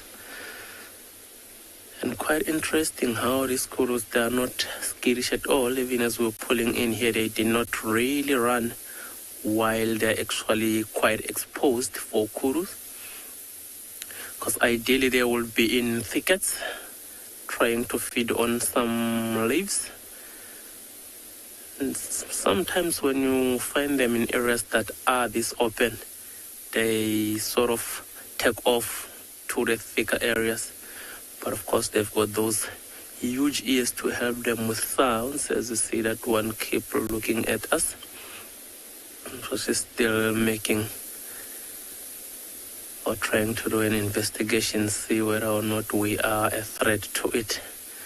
And those ears, even when they are on thickets, being that big, of course they can, like, they will be able to hear even the faintest of sounds in there, because of course sounds does not travel as much as it does in open areas like these.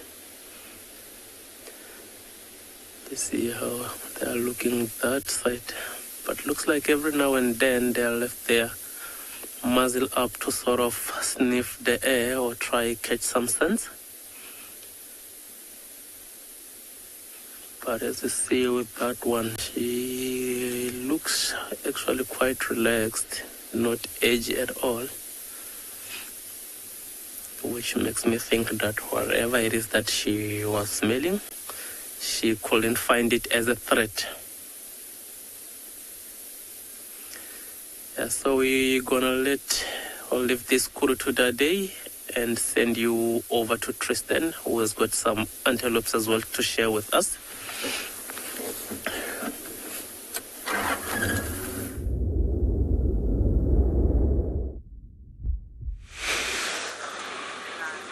We do indeed. We've got a little herd of impalas, and at this time of the day, sometimes it's a good thing just to stop with them. You never know what can be lurking and watching these impalas. It's the time when things like leopards are going to try and strike. There's very dingy light at the moment. It's before the moon really takes over and starts to become brighter, and the sun itself has got no power left, so it's dingy and difficult to make out things. So you often find leopards watching impalas at this time. And if you listen carefully to this area, you can hear them as they're walking. So any leopard that's nearby would be able to hear it and kind of move in this general direction. So I always find, like I say, just to sit and sometimes just listen, you never know what can come about from doing so. Plus, they're just beautiful creatures. Impalas are so overlooked and underrated. They're such pretty little animals and so important to this little ecosystem. If it wasn't for these guys, we wouldn't have that leopard population that we have. We would see half the number of leopards if it wasn't for the fact that we have good populations of impalas, which is sad when you think about it, because it means that they're being eaten a lot.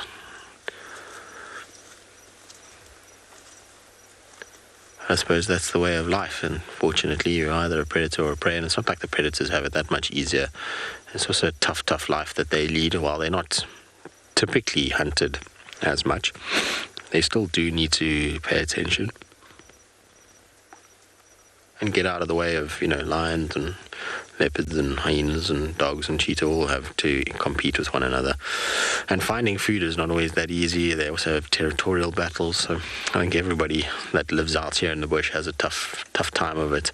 They're all just on this constant sort of race to survive, and it teeters both ways at times. And sometimes in favor of the prey and sometimes in favor of the predator. But I suspect that we're going to have it's going to start getting tougher from a kills point of view for these predators now, with this moon starting to getting closer towards full moon. It's on that waxing gibbous phase now, and it's almost, it's just beyond half now. It's bright enough that you can see. Last night when I was with the elephants, when we sat for a while with them and we just turned off all the lights and watching them, we could actually see the shadows from the moon on the elephants starting to come through. And if you can see that, you can imagine, these guys can also see just as well. So much easier for them to spot predators in the full moon period than it is in the new moon. But there's another cold front that should be arriving, I think Thursday. Well, they'll then take advantage of that. White mane, any ruminants that are odd-toed? No, not as far as I know. Certainly not here. All of our ruminants are two-toed. I'm just trying to think, just make sure before I say this. No, they're all cloven-hooved are the ruminants. Find that the odd-toed individuals are all hindgut fermenters, so zebra particularly being only one toe. The rest.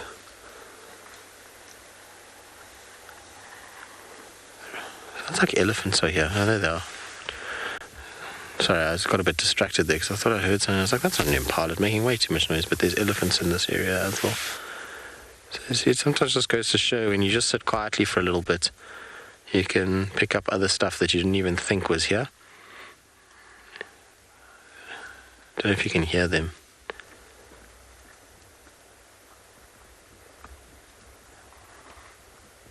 They're being very quiet for elephants. Generally, elephants rip at branches and you hear the leaves quite a lot.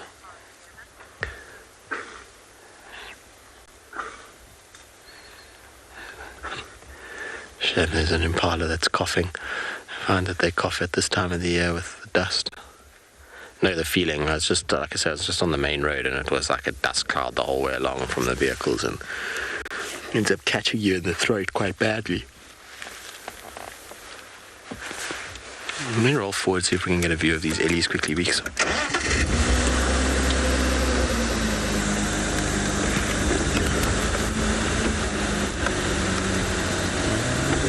want to try and see if we can. There's an elephant. I don't know if the IR is going to be strong enough for it, but I can see one under that tree. So we'll just sit here for a bit and see if the rest of the herd starts to come out.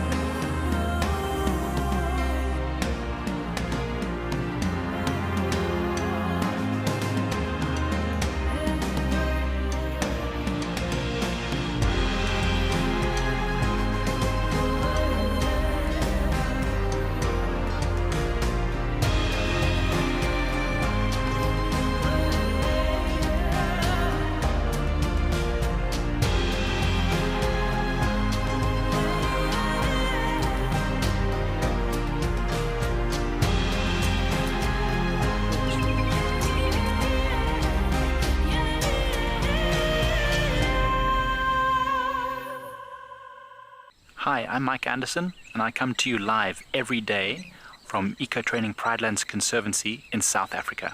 The wild animal I think is most underrated. I think buffaloes are the most underrated. They're so tenacious and ferocious, and also very, very protective of each other, which I find incredible.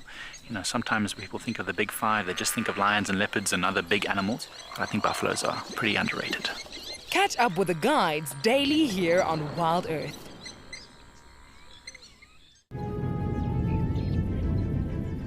Oh, it's going to be in trouble now. Oh, this is unbelievable stuff. Here comes a hippo in too. Go, Impala.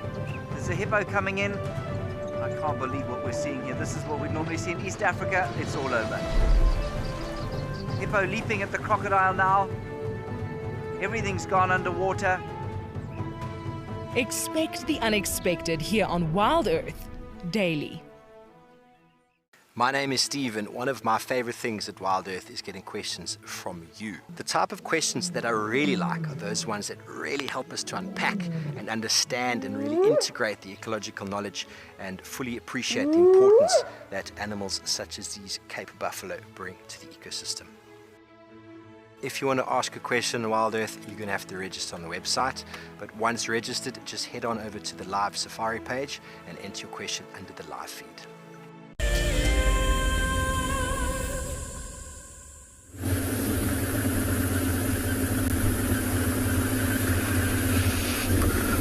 Welcome back, everybody.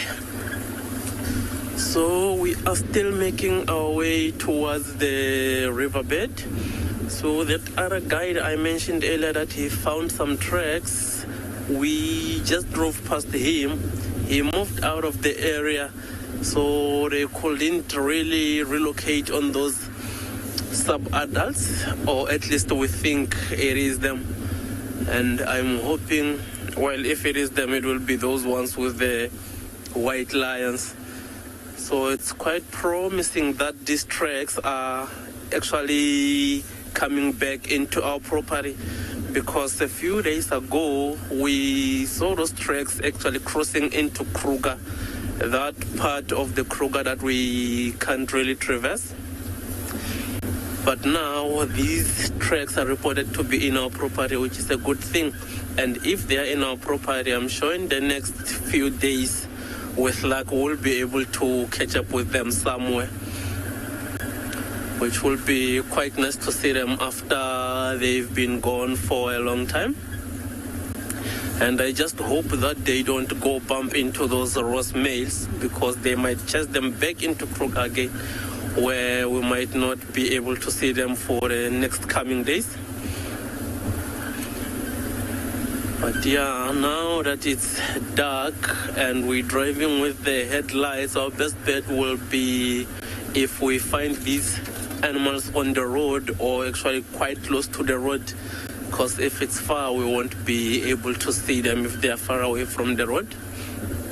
But yeah, like I mentioned earlier, this time that's when they are active, they start to move, which means there is a good chance if there is some of these animals, we might be able to see them on the road, because of course when they move, time and again they will stick to these roads. Just they see them as another path of less resistance, if I can call it or put it like that. They are hunting every now and then. They will go off the road depending on where the scent is coming from, if they catch a scent of these prey species. So that's what will be at play then. But of course you can't really rule out that you won't be able to see them, because we are still out, and not just us, other guides as well are searching for these animals. And with that, we try and search different areas so that we at least stand a good chance of finding these animals if they are around. And when it's dark like this, of course, those daytime species, those are the ones that we don't really want to disturb now.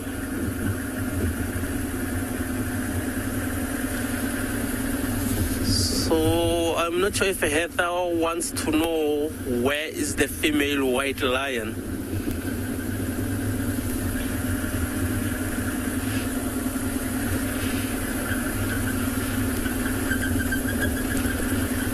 Yeah, Heather, I would also like to know where is that female white lion, because I think the last time they were seen was, I think, over maybe 2 weeks or so ago. That's the last time we saw them. So like I mentioned, in our reserve here, there are no fences. So these animals do sometimes cross out of our reserve into Kruger or Manyeleti, which are our neighbors east, or sometimes in the west, this side, which we've got a lot of privately owned properties. So at any given time, those animals can cross in and out of our property. So like I mentioned earlier that a few days ago, there were tracks that were seen crossing actually into Kruger. But today, there are some other tracks that were found close to the dry riverbed, the Timbawati riverbed, that from the update they said it looks like it is those sub-adults, which that white female will be with them if it is those ones. So now we'll just have to play the patient game of looking for them every day. Hopefully, like if they are in our property, someone is bound to find them somewhere in the next couple of days. So I'm just hoping that we find them before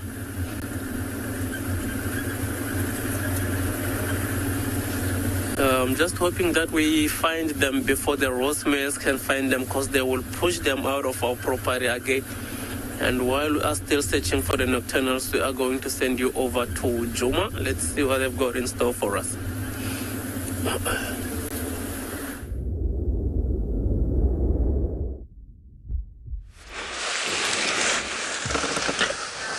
Well, we have our elephant herd. We came across some that are right next to the road, so we decided just to spend some time with them.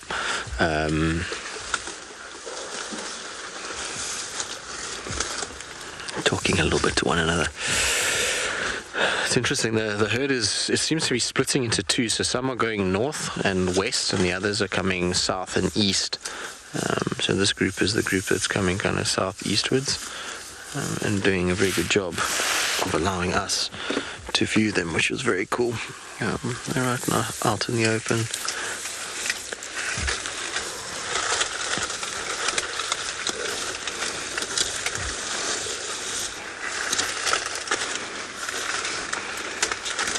I wonder if it's the same herd I had this morning, because we had a herd very close by to where we are now, and they were exactly the same in their behavior, just very, very slow, very methodical, super relaxed around the cars. It seems to be the same with this lot. They're very chilled, not even worrying about us at all, even though we're kind of in amongst them. Look at all of them crossing. Isn't that nice?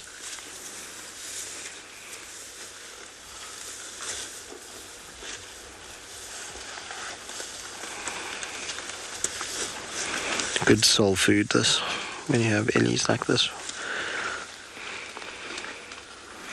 Surprised though we didn't pick up any during the day today, given how warm it was. I would have expected to have some elephant movement around the waterholes, although I haven't really been checking many of the waterholes. I kind of only checked Buffelshoek Dam and that was it. The rest I kind of haven't been to this afternoon, so Lauren actually had ellies at Twin Dams. I forgot about that. That feels like a long time ago.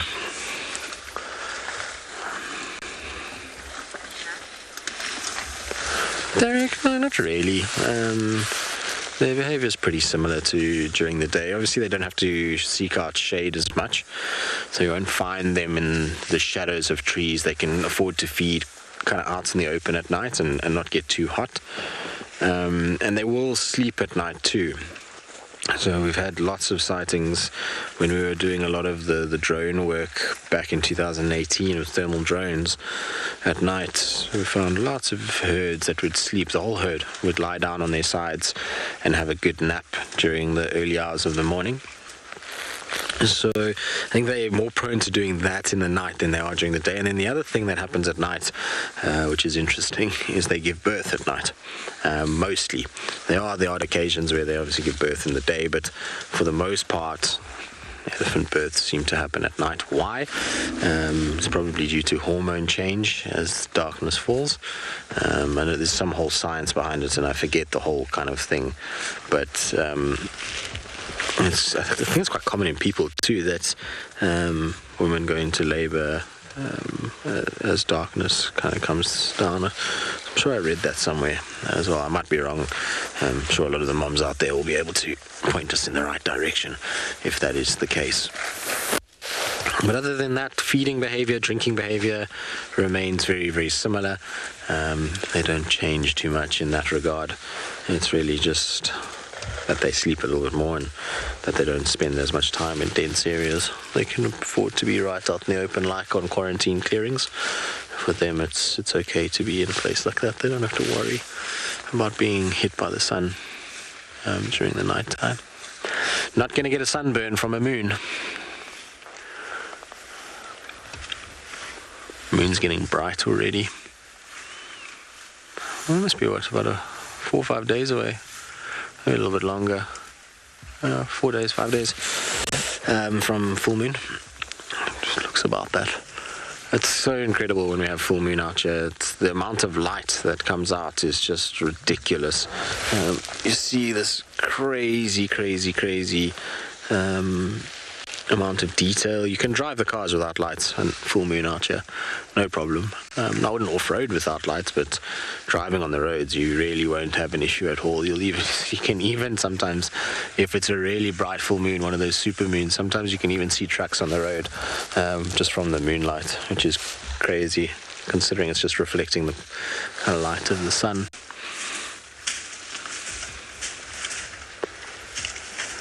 Very cool.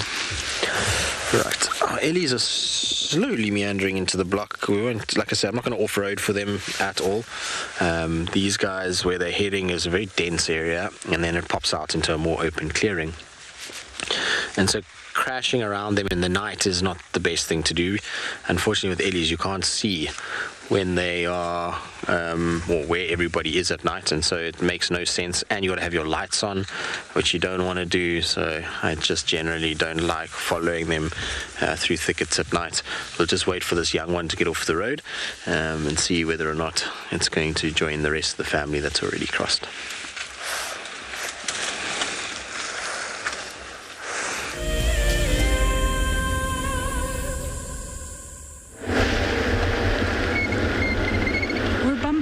Dark. I've got my spotlight out. Just trying to see if we can pick up on any eye shine of nocturnal animals. You literally never know what you're going to see at night time. If you come across a diurnal animals, you just let them be. Don't put any spotlight on them. But of course, that's okay. If you come across a nocturnal animal, it's a little bit different. We don't spotlight, we use our infrared light, but we can spend time with them at night.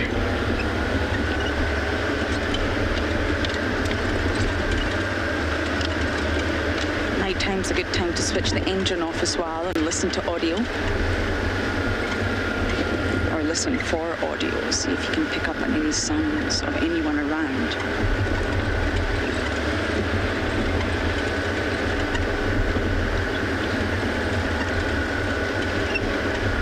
Quite eerie driving at night time with just a spotlight.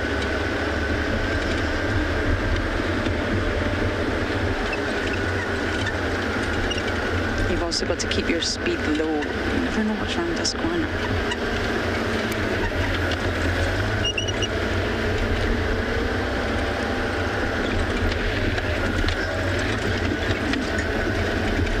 The nocturnal animals don't wake up straight away. Some of them come out a lot later, so you're not guaranteed to see all the nocturnal animals. Some of them will be out already, and some of them most definitely not.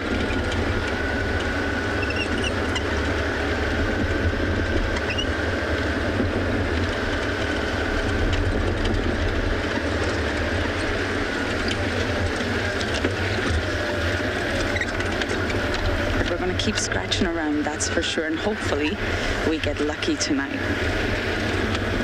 Genet, white-tailed mongoose, porcupine. You never know what you're going to see whilst bumbling in the dark with your spotlight.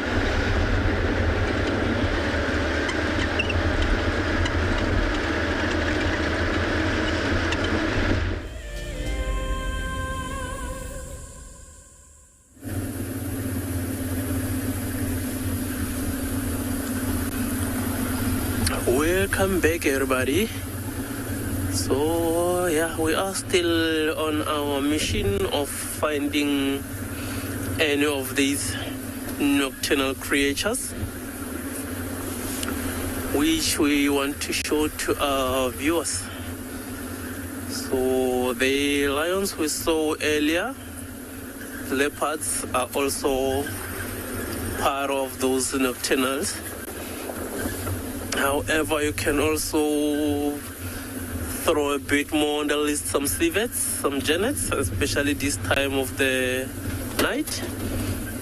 Some caracals to a lesser extent. And also some owls. Most of these owl species also is that time now that they will get active.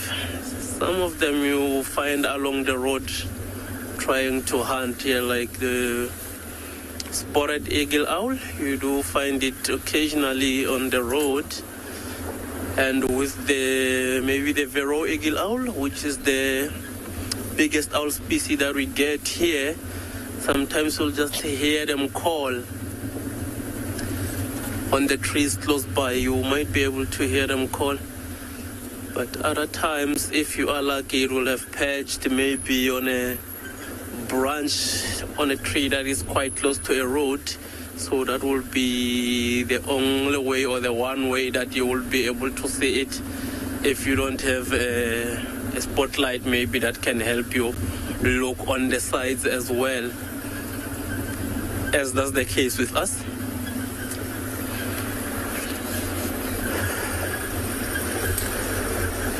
Yeah, it is quite chilly now.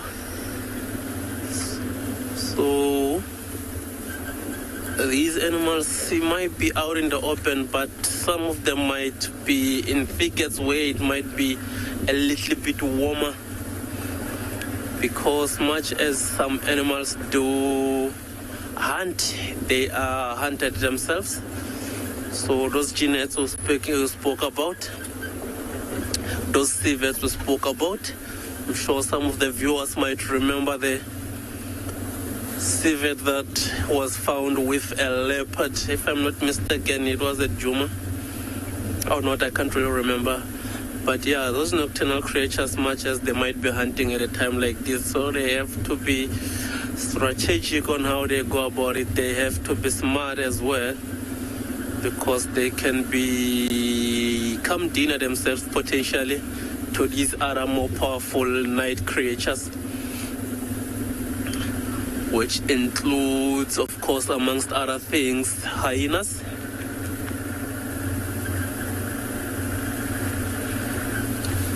So while we are still searching, we are going to send you over to Tristan in Djuma with his elephants.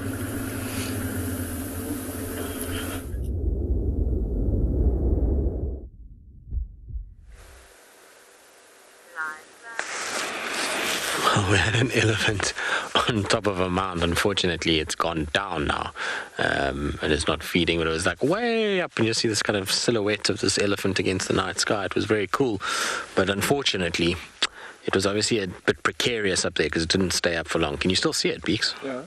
Okay. It's gone. Okay. No worries. We'll have to kind of just probably leave them there. They're going into the dense areas here.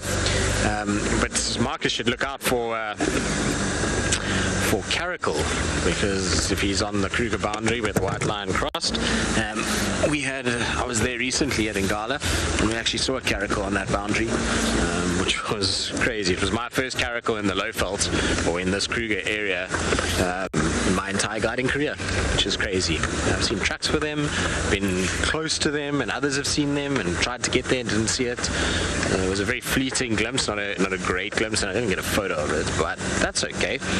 We definitely, everyone on the vehicle, so Nikki, myself, Lisa was the guest, and Rick, they both got visual on it through Bino, so we can 100% confirm that it was a caracal and not a steenbok, which is what we first thought it was. When we saw it from far on the road, we were like, oh, steenbok. And it was like used binoculars. It's like, wait a minute, that's not a steenbok. So super exciting. Imagine getting one of those on the show. I think we've only ever had one, which was Taylor, and she got it on Cheetah Plains. So it's pretty special animal. That we've had a few super rare animals on WildEarth over the years, rare for their areas, put it that way. So like here we had that brown hyena back in 2009 on Gowrie, Maine, which is, that's ridiculous. I don't know if there's any other, well, there certainly has not been another recorded sighting of a brown hyena since then in the Sabi Sands, and so that's very special. Then obviously the caracal that Taylor had. Pangolins we've had a few now, obviously with Phinda and Tswalu we've had quite a few, but here at Djuma we've had a couple now. We had one in the Mara too, so they've been actually not too bad. Aardvark is still one that we've struggled with on Djuma. I don't know if anyone's ever gotten a live aardvark. I know James had the dead one that was in the termite mound, but I don't think we've had a live one yet at Djuma.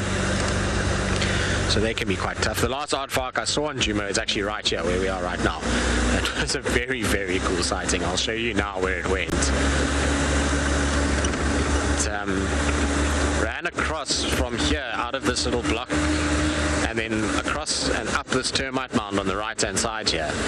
And once it got on top of the termite mound, it sat there, and we parked off like this, and unfortunately it was after drive had finished already, and we were actually going for a little social gathering as a crew with the other camps back when you could do those things and it wasn't COVID times.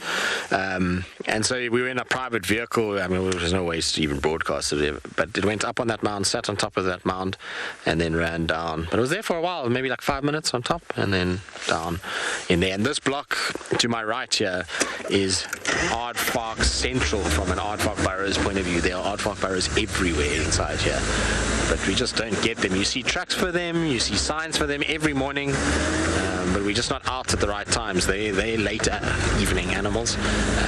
Just before the record though, it wasn't late when we saw it. It was like 7 o'clock in the evening. Before people think that we were out until all hours in the morning. We most certainly weren't.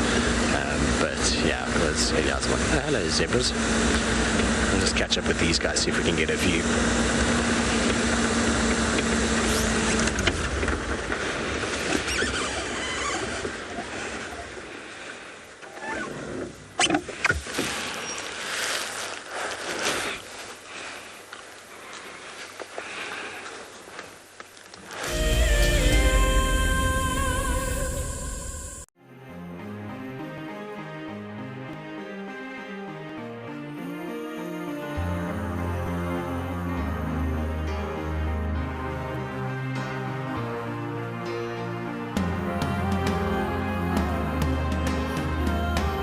Suspended above Kenya's Masai Mara is a breathtaking lodge where unrivaled service goes hand in hand with extraordinary wildlife sightings.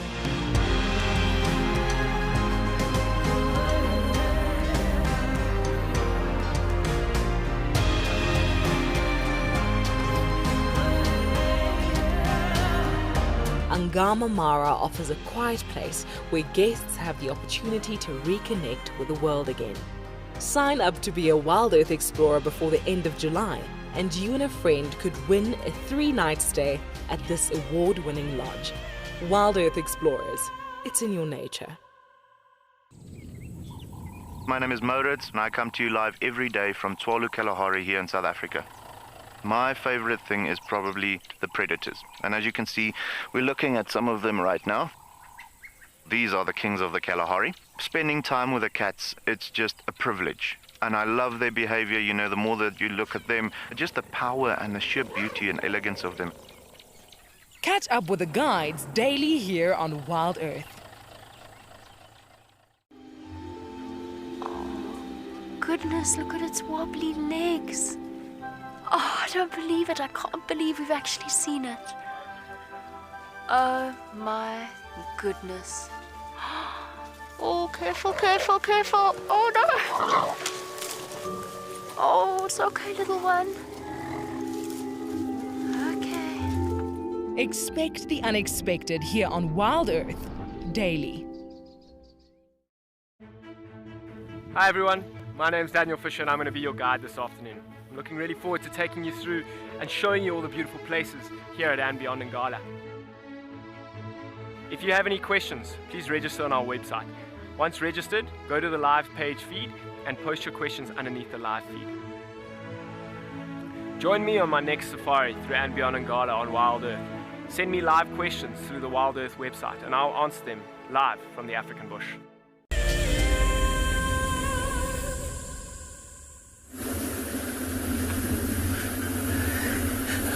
Welcome back everyone. So we are not having any luck actually tonight. We have been driving, we just drove past the riverbed now and we haven't really found anything at all. But yeah, we are still out. You know, we might find maybe something in the last minute, which I'm hoping that won't be the case. If we are to find something, I would rather it be now. But of course, these animals, they've got plans of their own, which do not really include ours. But yeah, at some other times they do cooperate. You come up with a plan and your plan works, which is quite rewarding when you then get to share with the viewers your findings. But yeah, at this time we are not having any luck at all.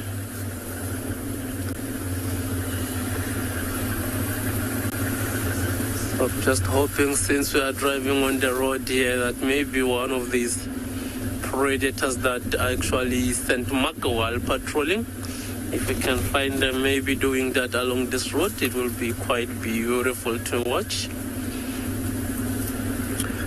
But like I mentioned, no luck so far. But that is exactly what happens. So Eric would like to know if I have worked as a tracker before. No, Eric, I have never worked as a tracker before.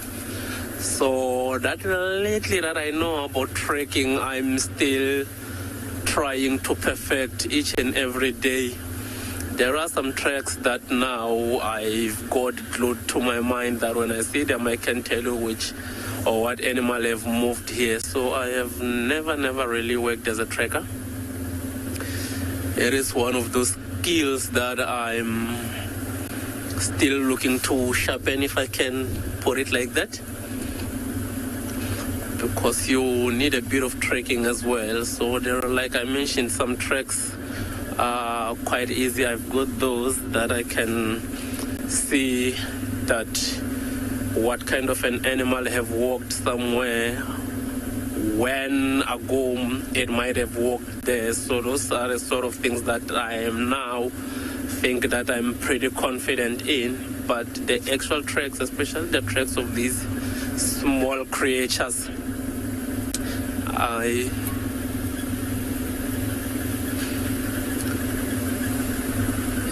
but at a time like this, of course, you won't be looking for tracks because they won't really help a great deal. And in the meantime, while we are still on our bumble, we're going to send you over to Tristan, who's hoping to find some nocturnal animals for us.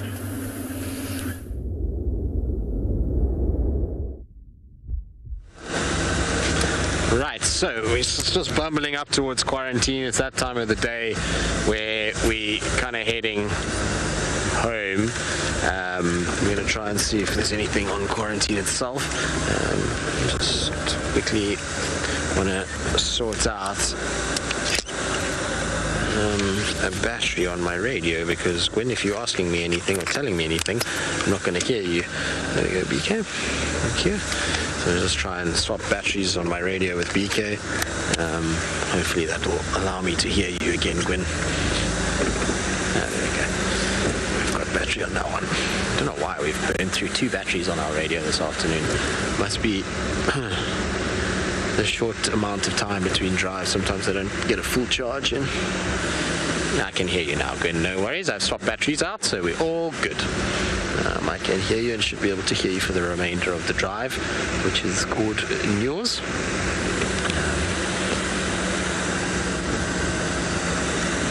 Anyway, like I say, just come into quarantine. I don't even actually have my spotlight out yet because I was with the Ailies and I didn't want to shine on them, and so I didn't have it out. I suppose I should get it out if we are to spot anything for the last little minute of the drive. It would be nice to get a little last minute something. I don't hold much hope out for a leopard in this area because, well, unfortunately all of our leopards that we generally see on quarantine are MIA at the moment. Tingi was down at Cheetah Plains, and Kalamba, we know, is with Thandi, fighting on that side. So it's not going to be any of them, I'm afraid. That will be up this side, and I suppose Mulawati is possible, but like I said, they're saying that he went into in coral, which I struggle to kind of understand from the tracks that we had. Although I suppose could have, the tracks down at the bottom here did look as though they were a little on the older side. They didn't look fresh, so it's possible that he just walked the whole night. Just a long way. Male leopards do that sometimes. Alrighty, nothing that I can see, just the odd impala eye. It's in the distance. Nothing else as yet. I was hoping for a little white-tailed mongoose. That would be nice. Been around a lot lately. Anyway, it's that time of the day where we're going to say goodbye to all of you. Hopefully you've all had a wonderful afternoon with us and enjoyed the chaos of Thandi and Kalamba, as well as all the other bits and bobs that came your way from Ngala and Djuma. It's always a pleasure to have all of you on board, and we look forward to having you on the board with us tomorrow. So from all of us, it's been good, and we'll see you tomorrow morning bright and early for our sunrise safari.